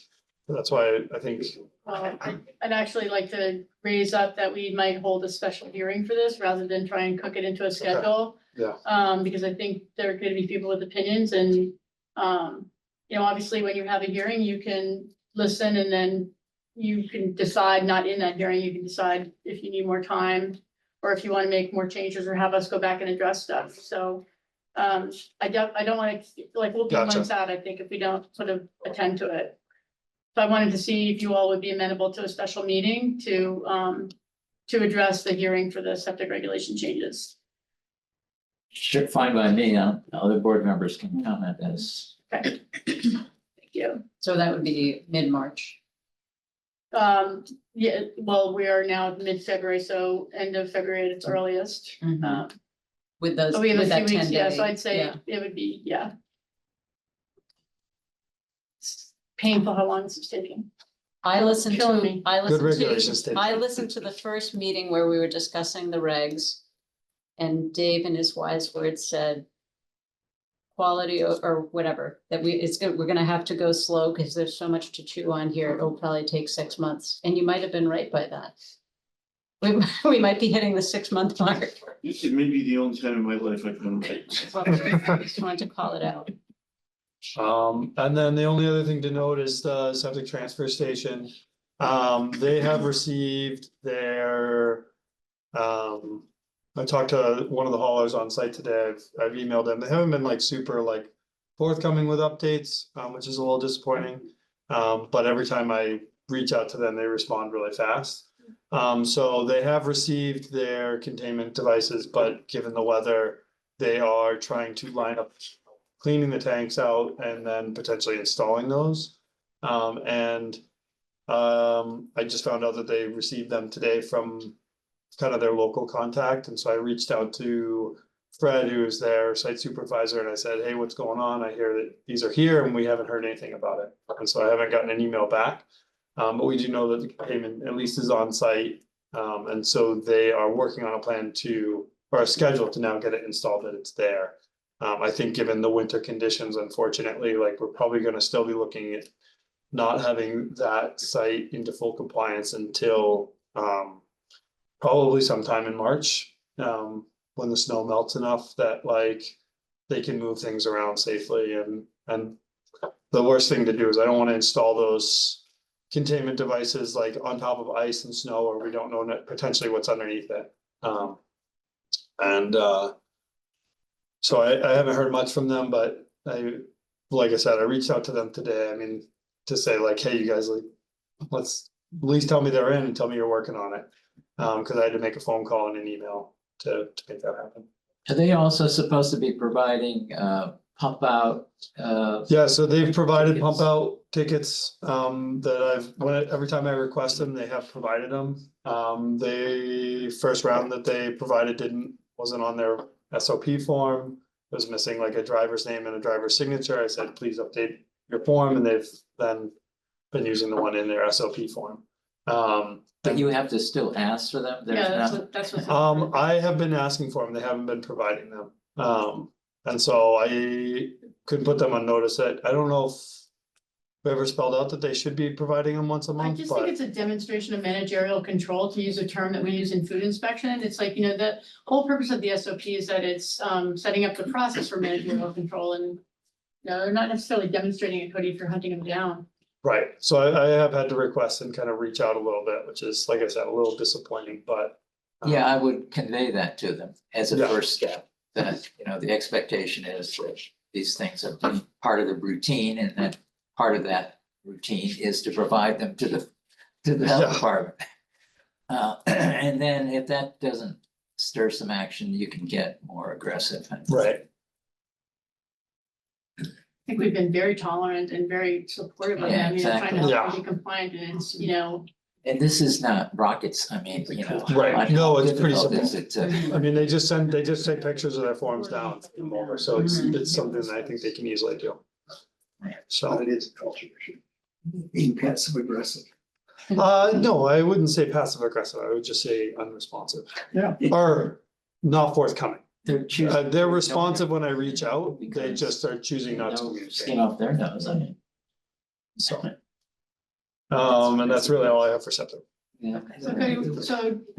we'll take an action item though to get back to you on how we're gonna communicate to them. So I think it is important that we don't drop it, that we are. Right, and I mean, I've been at least like reaching out to them and trying to stay, It shouldn't be your Up to job to date, do that, but- though. That's what's, by the way, it's a transfer station pays $25 in our current regulations. And think about all the time and effort that's gone into this. And again, they were so non-compliant, and the board almost shut them down, and the board gave them several mulligans to get it right, and they're still not, it's just inappropriate, I feel like we should be writing a formal letter to them and just staying on them. I mean, and we could look at fining or things that might encourage them to be more forthcoming. Okay, so. Again, it's like right next to the wetlands, right? It's like Yeah, it's- sitting right it's- there. It's yeah. like not a trivial thing if they ever have an issue. Yeah. Moving on to food, nothing overly notable. We preload every month with 30 inspections. There was a backlog moving into January of 4 due to all of the annual permitting that happened in December. The in-process number in this report is going to look low compared to future reports. Long discussion, but so when somebody does a routine inspection, that inspection is not considered closed until all violations are corrected. The way the food code works is some are immediate, some have 10 days, and some have 90 days. So on some of these inspections, they could sit open for 90 days on the off that original inspection. So you'll start seeing this in-process number expand greatly, and that's what that is. It's not her backlog. The backlog is identified backlog. The in-process is waiting for them to correct off of their initial inspection. I think we noted that most inspections require at least one reinspection, sometimes 2 and 3, even off of the ones that are 10 days. You might have to go back multiple times. So it's very time consuming. And then that preload every month is another 30 on top of managing the ones that are all waiting, to finish. So she's doing a great job, but it's a beast. And then we have, let's see, well, currently we have 4, but as of this report, we had 2 new food establishment plan reviews in process. both of which we were waiting for additional documentation from them. There's a whole formal process of the full plan, all of the documentation and the application, and frequently we'll get some, but not all. So we have to request additional information before we can complete the plan review. And that's just a letter that states they can proceed to build out the restaurant that they are proposing, and then we go into the permitting of that facility and all the inspections related to that. There were, as we noted earlier, there were several foodborne illness complaints that happened in the month of January. So it's so great that you're here. And we work with Cindy and state EPIs. We do very comprehensive field inspections, routine inspections, plus completing a NERS report, which is this like 15-page document that you have to do, interviewing of the person in charge and the staff, of their knowledge of food, the languages they speak, etc. It's very, very lengthy and comprehensive. But I don't know if it's good news or not, but nothing came of any of the cases. We were not able to pinpoint. How do you find out about these cases? Somebody will call Yeah. usually and say, They call me sometimes they call you, or sometimes they call. Who, the person who's ill? Or the Yes. restaurant? No, no. always the restaurant. I mean, always the Restaurant would never person. call. They would never. Exactly. So no. The state will also call. This- Well, that's how you But- would know. So I those I all got from people. Remember the people who went to like 3 places in one day? Yeah. And then we tracked it down to, we think that it might have happened in their house. It was like 10 people, but they went to 3 different establishments in one day, which wasn't fun for Right, because we have to investigate every every one of single them. one of them. And this is, so we take a 72-hour food history from each person, and then we try to connect the dots to figure out, based on the symptoms, what we might be looking at, and then we conduct inspections. So anyway, there was no smoking gun in any No. of these. One was a Campylobacter, Campylobacter. and then 2 were noro.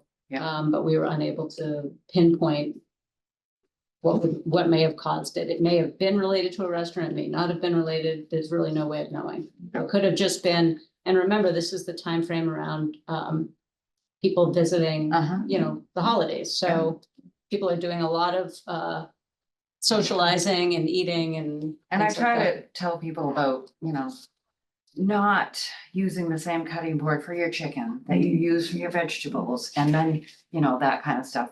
Because I said that's usually the way that it could happen at home. So, yeah, that was bad. We had a lot of interactions that month. We get to spend a lot of quality time together. I know. And then another thing of note is, there's a lot of folks who are looking to go into the food business, and they want to take over a facility that was once a food establishment. And what we've been finding is many of those facilities are extremely run down and lacking in the basic. Compliance. Not in compliance. So what we've been offering folks is courtesy walkthrough inspections of the prospective place they want to lease, and going through with them and the landlord or whoever wants to be part of it, pointing out the upgrades that would need to take place, so that they can negotiate appropriately on equipment, and, whether someplace has, the floors are paving in or whatever. So I think that people have been very, very responsive to that, and I think it's very time consuming for us, but I think in the end, it will pay off for all parties. So Dan, I've been spending a lot of time doing that. I think that's. So one more thing on food, we also have met with a local restaurateur who's sizable practitioner, and he brought up this really interesting point. These new restaurants that are coming into town are, doing what they have to do to get compliant, which is very, very expensive. And those that are doing the right thing are also spending the money, continuously every year to replace and ensure that the systems are running as they should.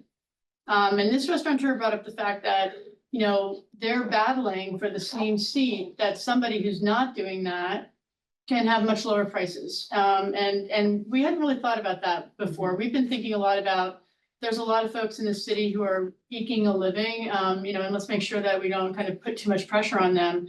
But this opposite perspective of those that are doing it right are being dinged a bit, and losing a seat because others can offer a lower price because they're not doing this work. So it's just something we really want to think about and, really focus on being sure we're bringing the education in sort of rapid form to the restaurateurs. And we're trying to think about what kind of events we can hold so that we can speed up, everybody's ability to understand what's expected of them and make clear that it's not, if we're gonna insist that they be compliant, it's, sort of how are they gonna be compliant? So, Derivation of septic review subcommittee, sorry? held on the same model as septic review subcommittee. Well, I mean, it's not, Or do it some, maybe a meeting, say quarterly or. no, it's not, I'm not proposing that we have another subcommittee on this, although that's an interesting idea as well, but it's more about, us hearing a perspective from, a restaurateur about the burden on those that are compliant. Because they literally have a higher price point Because because they're of doing, of operating the way a restaurant business is supposed to be operating. Yeah.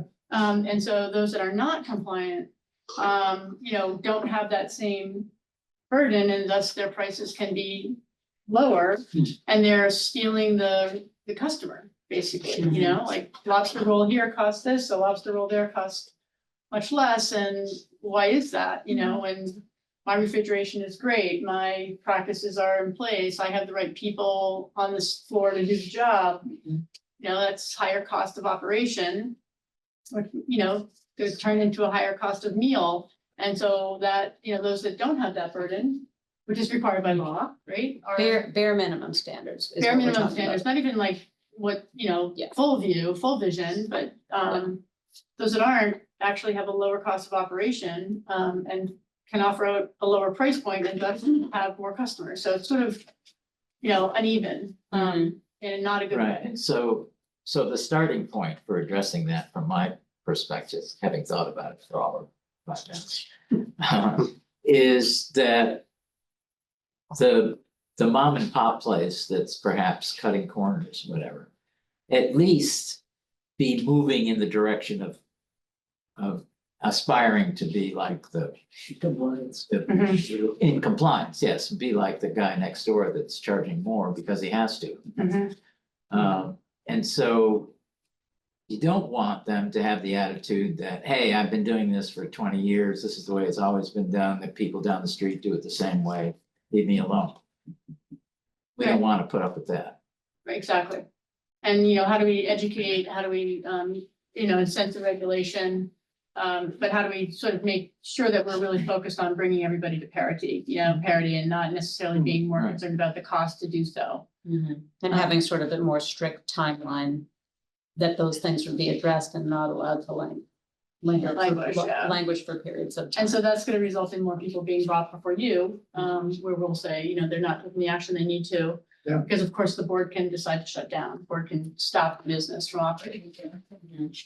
Yeah, and like I said, I would, my own personal, not speaking for the board, speaking for myself, I'm much more sympathetic to the person that says, hey, I hear what you're saying. And I'm gonna make a priority list of things to address from the most important to the least. You check it out, give me some help, and I'll try to start addressing. Even if they can't get to it for years, 2 years.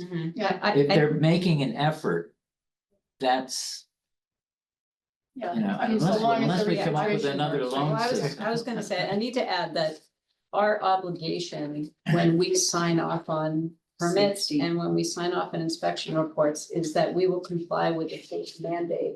Yeah. Mandated time for correction. Yeah. So what we're doing is extending what the state has set as limits. So And- if I'm suggesting something that's not correct, Yeah, no, I don't just, do it. no, I know, what I'm saying is that Yeah. what we would do is bring, let's say it's 90 days to correct some structural issue in their building, and they can come to the board and say, I can't meet the 90 days, can you give me 90 more days, but I will be compliant at the end of those 90 days.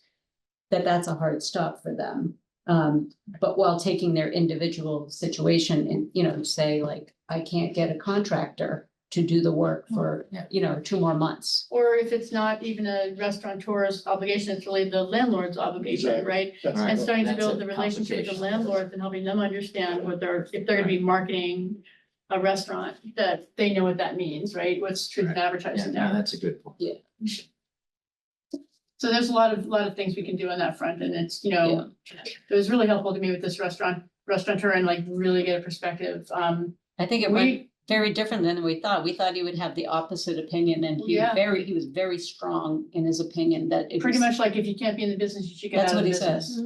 You have no business Yeah. being in this business if you can't run it to bare minimum, to the minimum standards. So it's just really remarkable, like we thought, you know, that they would be like, no, this is a community of folks that are really trying hard and you need to like, but it was absolutely, you know, because compliant and understanding law and understanding what was required, so Mhm. it was really helpful for us to hear that voice. You want me to talk about Well, different? Yes, Joe calls me. Cindy, you're next on the agenda. Okay, so on January 31st, after we had given our reports earlier, 2 women were on Niles Beach and they saw an eider duck struggling. So they picked it up and they put it in their car. Give it and some love. Gave it some love and then it died. So they did contact Gloucester's Animal Control and the officer contacted Massachusetts Department of Public Health, Animal Health, and everything was followed and the women were followed up with. But the one thing that I want to mention is that the H5N1 is usually, if it were H5N1, there would have been more than 1 duck in that area that would have been ill, because it is spread through their feces and through their respiratory system, either through direct contact or through food and water. So the animal was disposed of and there have been no more reports of eider ducks. But they Passing weren't away. checked either, because they took the animal away. That's right. Yeah. It was not checked. Yeah. And the practice is, basically what the state says is more than 5. Yeah. Under 5, stick it in a bag, double bag it, toss it away. Yeah. The state is not even saying test all animals. They're just saying if you see groups more than 5. Yeah, and so the state has put out a clinical advisory early this February regarding H5N1, and they want to let people know that we have had no human cases that have been identified in Massachusetts thus far. And most the confirmed human cases have been mild disease. However, we know that there was one person who did pass away down south, I think it was in Louisiana. However, in Massachusetts, the H5N1 is widespread among wild waterfowl. So, So it's here. yeah, so it's here. But, and it's not easily transmittable. We haven't seen it transmit from human to human yet, but their new guidance goes like this. If there's a respiratory infection known, following a known exposure to a sick or a dead bird or dairy cattle, with or without proper PPE, call DPH and expedite the specimen to be tested. So if when the specimens go to the lab, they're not always subtyped. They come as like influenza A, influenza B, but if it's influenza A, it could be H1N, H5N1, H3, whatever. So if someone meets a criteria, they're going further and immediately testing that further. And if someone, because conjunctivitis is not normal with usual influenza, but it is found to be common for H5N1. If someone has influenza and conjunctivitis, they immediately test that sample as well. And assume that person, they collect separately respiratory and conjunctival specimens and call DPH and expedite these. If influenza A with negative subtyping for H1 and H3, call DPH and expedite the specimen. I would say 95, my 95% of my influenza cases that I have gotten this season have been influenza A. And now they're being subtyped. There were some that were unknown in the beginning of the season, but since this new procedure has come along, we have no more unknowns. There are very few influenza Bs at this point, so they are paying attention. And if someone with influenza A is in an ICU or a critically ill patient, they are recommending the rapid subtyping at the hospital or commercial lab be sent to the Department of Public Health as soon as possible, and influenza A in a hospitalized patient. So all of these things are being done so that we could find it quickly if it does happen. The current situation is the H5N1 outbreak is most widespread since 2021. We've had several instances in Massachusetts. 60 dead birds have been found in Massachusetts with H5N1. And the US DA has found highly pathogenic influenza in infected cows and dairy farms in 16 states, and we are not one of those 16 states. The high risk to the general public is still low, but people who have had exposure to infected birds or infected cattle need to be, they're much greater risk. And as so far, like I said, the human to human transmission is very low. We haven't seen it. So prevention, avoid direct contact with wild birds, avoid unprotected exposure to infected live or dead animals, or surfaces that are contaminated by them. So on farms, if you have tractors or something like that, the tractor can actually transport the infection to another farm if it is used in another farm or a different area in that property. So that's important to note as well. And as we know, USDA is now monitoring people with animal exposures very closely. And the USDA is offering financial assistance to herd owners because people have had to annihilate, total herds or flocks in order to stop this. So no commercial poultry infections to date in Massachusetts. Dairy cows, 0. Commercial dairy cow infections in Massachusetts, like I said, were 0. There has been testing and there has been 0 human cases in Massachusetts. I also wanted to talk a little bit about influenza itself Just because super quickly, cats, can you just, yes, just because this is recorded and Yes, people might be learning from it, can you just talk about cats and? Sure. Thanks. So other animals can get this. It could be cats, even like cows, whatever. So you have to monitor them and take them to the vets and Yeah. make sure that they're not sick, and because they could easily. Cats in particular Yep. are dropping from Yep. getting influenza, H5N1. They're high, so they're saying if you have an outdoor cat, make sure and there's, been sick bird, like don't let your cat out. Yeah. Like be really Because they aware might of, eat the dead bird. well, just them being around in Yeah. general. So they're just, I know I have an indoor outdoor and it's, we're just really watching around. All right, so we definitely have one of the highest rates of seasonal flu in the past 5 years. And we haven't reached our peak yet. We are not unusual because the rest of the country is exactly the same. Approximately 10% of all ED visits were related to acute respiratory disease, 8% being flu, 1% being COVID, and 0.8% being RSV. And if we look at Massachusetts, 6.8% of the people that were hospitalized in the past, 1% were due to COVID in Massachusetts, 7.9 due to influenza, and 0.4 to RSV. So we're right on par with the rest of the country.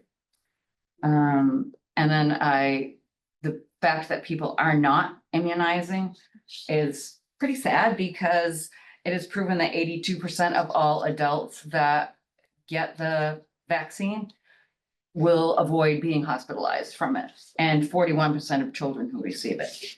And it looks like right now across the country, only 45% of adults have been vaccinated and 45.7% of children have been vaccinated. How's it doing in Gloucester? We're not very, we're lower than that. 35%. Yeah, we're lower than that. 35% Yep. of Gloucester Yep. people have been vaccinated. So, I mean, I've offered it, I tell people they can come to my office, I've had vaccine clinics umpteen times, like I had one a couple weeks ago. Country, I've been reading about It is over, it is all over the All country, office. and I'm very concerned Yes. about So is what's gonna be happening now. So, We can only have candy. And it is a nasty. it is, it has been a nasty. A lot of folks have it in Gloucester right now. Yeah, So yeah, like, yeah. the other thing is Yes. mask up if you have any. Exactly, and if you have any symptoms, please stay away from other people, stay home, but people are doing that, and mask up if you have to be outside. So. That's all I have. Yeah, you know, off the wall question. Symptoms that a cat would show that they're sick. I don't.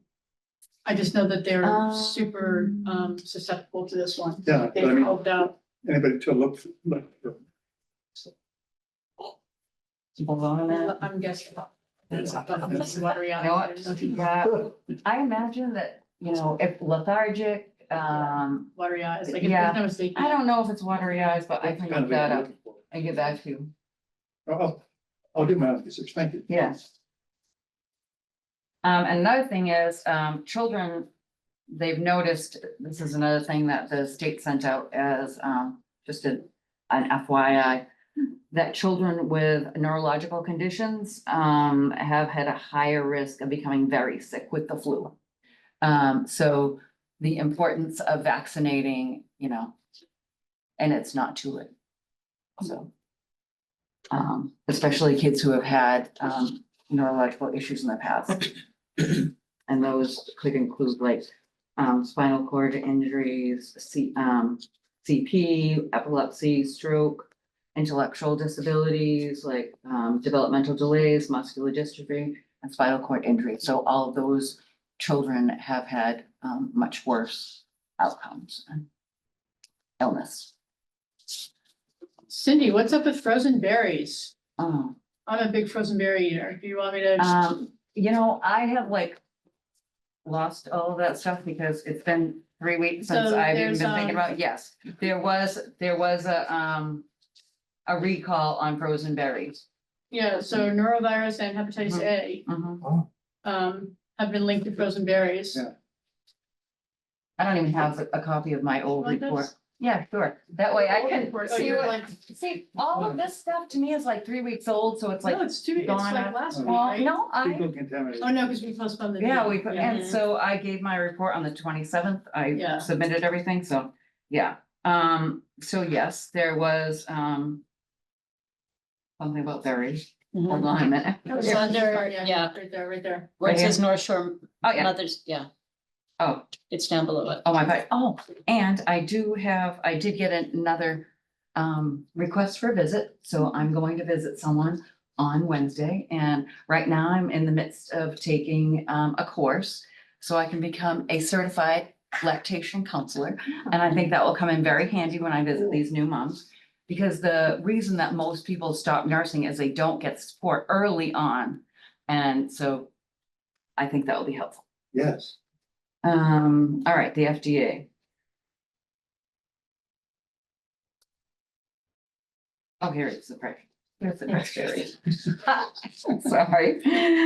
Hepatitis A, it's been in Massachusetts, not in Massachusetts, in the United States. Most recent outbreak occurred in 1990. Outbreaks tied to imported berries are still being reported, while no enteric virus outbreaks associated with domestic berries have been reported in 35 years.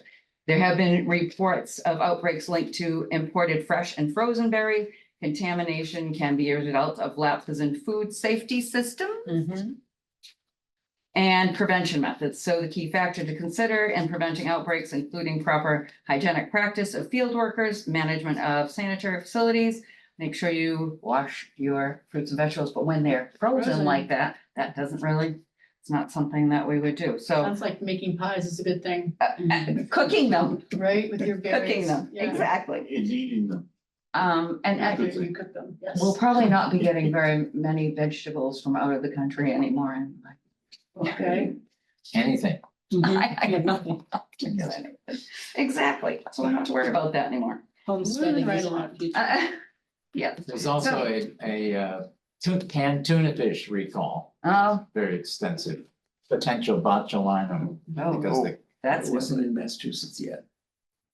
well, they haven't detected any botulinum yet, I just saw it on the map, that showed it. but Trader Joe's and Right. Yeah, the store a brand. bunch of other places there. And what we do when we get these is Danielle posts them and promotes them. So Yeah. we're trying to get the word out as best we can. Anything else, Cindy, or is that it? No, except that I have been offering more vaccines because I found out that more older people have not had the pneumococcal vaccine, so Just got one. oh, I'm gonna get mine when I find another nurse to give it to me. I have to give the second one. Yes, you can. Oh, yours is your shingles? Okay, well, you can I'll get be the happy to give pneumococcal it. one too. I'll be happy to give it to you. Oh, yes, if I had it with me. It's back at my office. Refrigerated appropriately. Yes, appropriately refrigerated. Yes, I just had to do my re-enrollment today. So that's all done, and Danielle and I had to take the course again. So good. Yeah, Makes me happy. so that's all done. And I mean, we haven't had huge, I don't know, we haven't had a lot of people coming out for vaccines, like you said, it's all over the country. It's gonna only Just get worse. Is there a safe course lined up pending? ServSafe is now done primarily online. It's, people don't go to actual places anymore. It's all, this was sort of one of the good things that happened out of Oh. COVID is that it became highly accessible online. So I can get re-upped online? Yeah. Good. Yeah. It's time for me. Oh, good. Yeah, we've not heard from, we require it as part of permitting. Yeah. So they have to submit their current ServSafe. We've not heard one person say, I haven't been able to find a class or in Okay. a language that I need, because you Great. can also through Mass Restaurant Association, you can take it in Spanish, you can take it. Yeah. They're more limited in Portuguese in case you want to take it in another language. You can really take it in. Might do So, better. Chairman, we still have Oh, I prevention know team. Chelsea's been, Cindy, you're, I'm done. I'm just looking up the symptoms for the Chelsea's cat. been Thank patiently you. waiting silently. You have an opportunity. So a Hi. cat that, oh, No, Sorry. finish, Cindy. I have a cat, so I want to hear. okay, so, decreased energy, lethargy, listlessness, and depression, and loss of appetite, and a fever. A Compression. fever. Depression. Yeah. Compression. How can you tell? Yes. That your cat's depressed? Yes. Oh, yeah. Feline Yeah, person. You can. You could. Heavy Absolutely. sighs.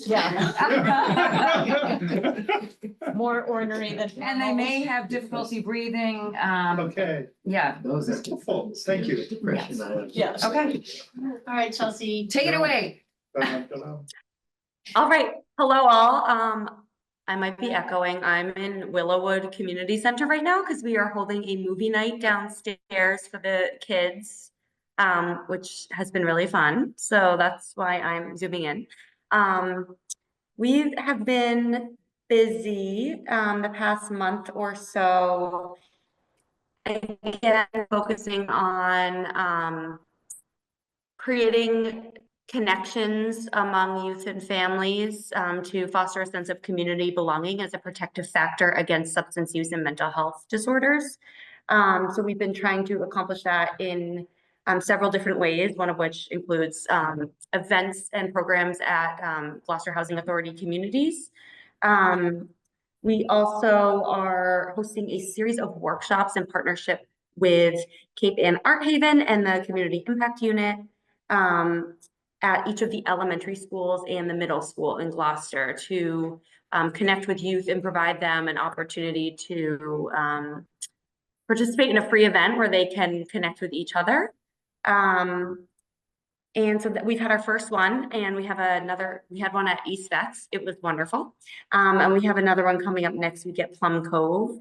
Not only will we hope it will benefit the kids who participate in the program, but we also are using the artwork that the kids create to create a collective communal art project that can be displayed in a public place, so that other kids and families can also view it and find some connection to what other kids are expressing in themselves as well.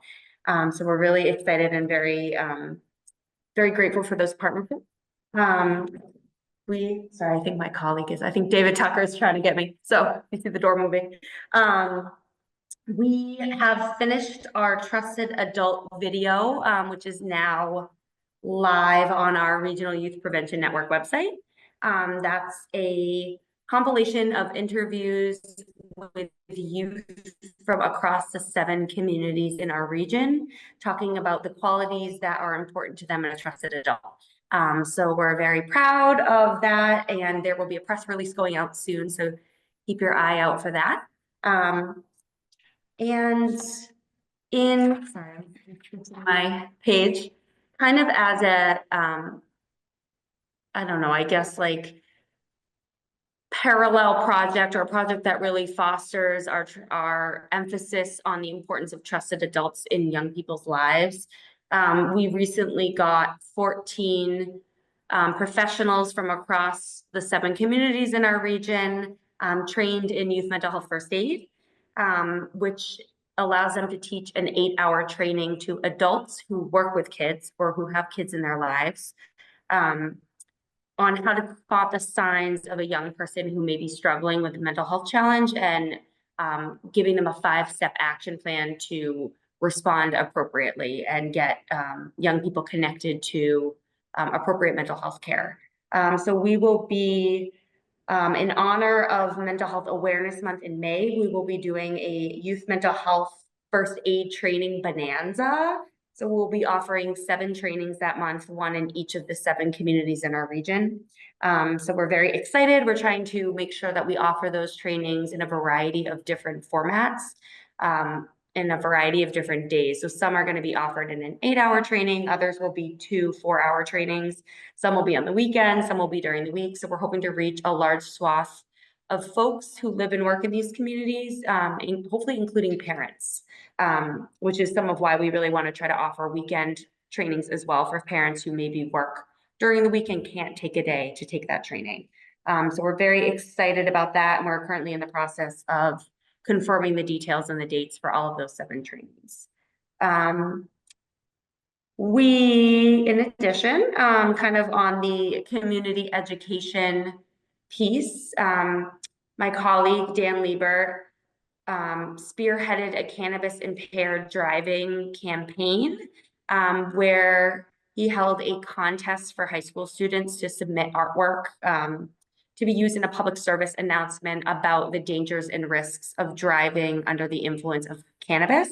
And we had a particular focus on that because of all of the substances, including alcohol, nicotine, prescription drug misuse, and marijuana, asked about on the youth risk behavior survey, marijuana was the substance with the lowest perception of harm among youth. So you think that of all of the possible drugs that they might be able to take, of the ones I mentioned, they think that marijuana is the least harmful.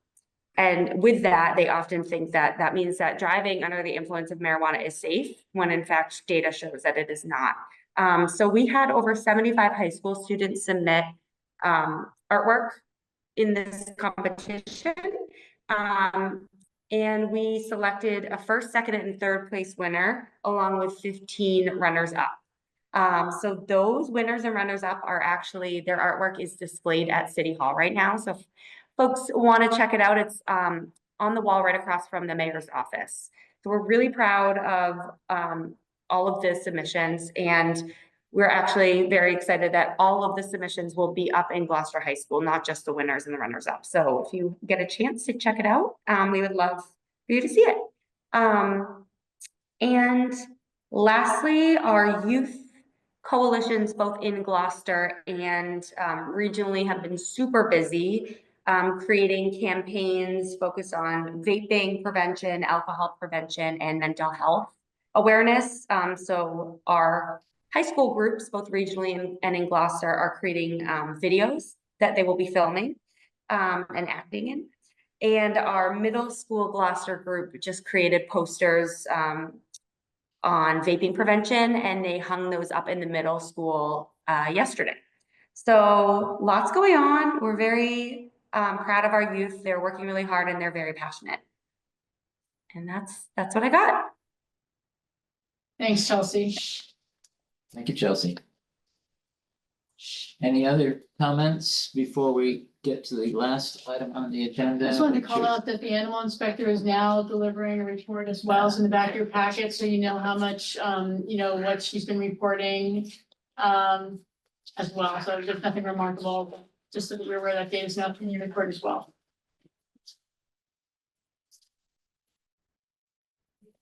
Concerns of the board? Thor, I don't know if you're still there, but He's still signed on. He did, I've been texting with him a little bit. He has to keep kind of going back and forth. Okay. Give me baby.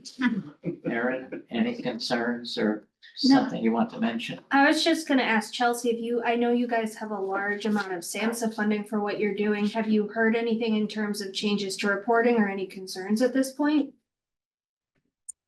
That's a great question. Yes, we do have a SAMHSA grant. It's a federal STOP Act grant focused on youth alcohol use prevention in the city. We have not heard as of yet any changes in terms of reporting or funding changes.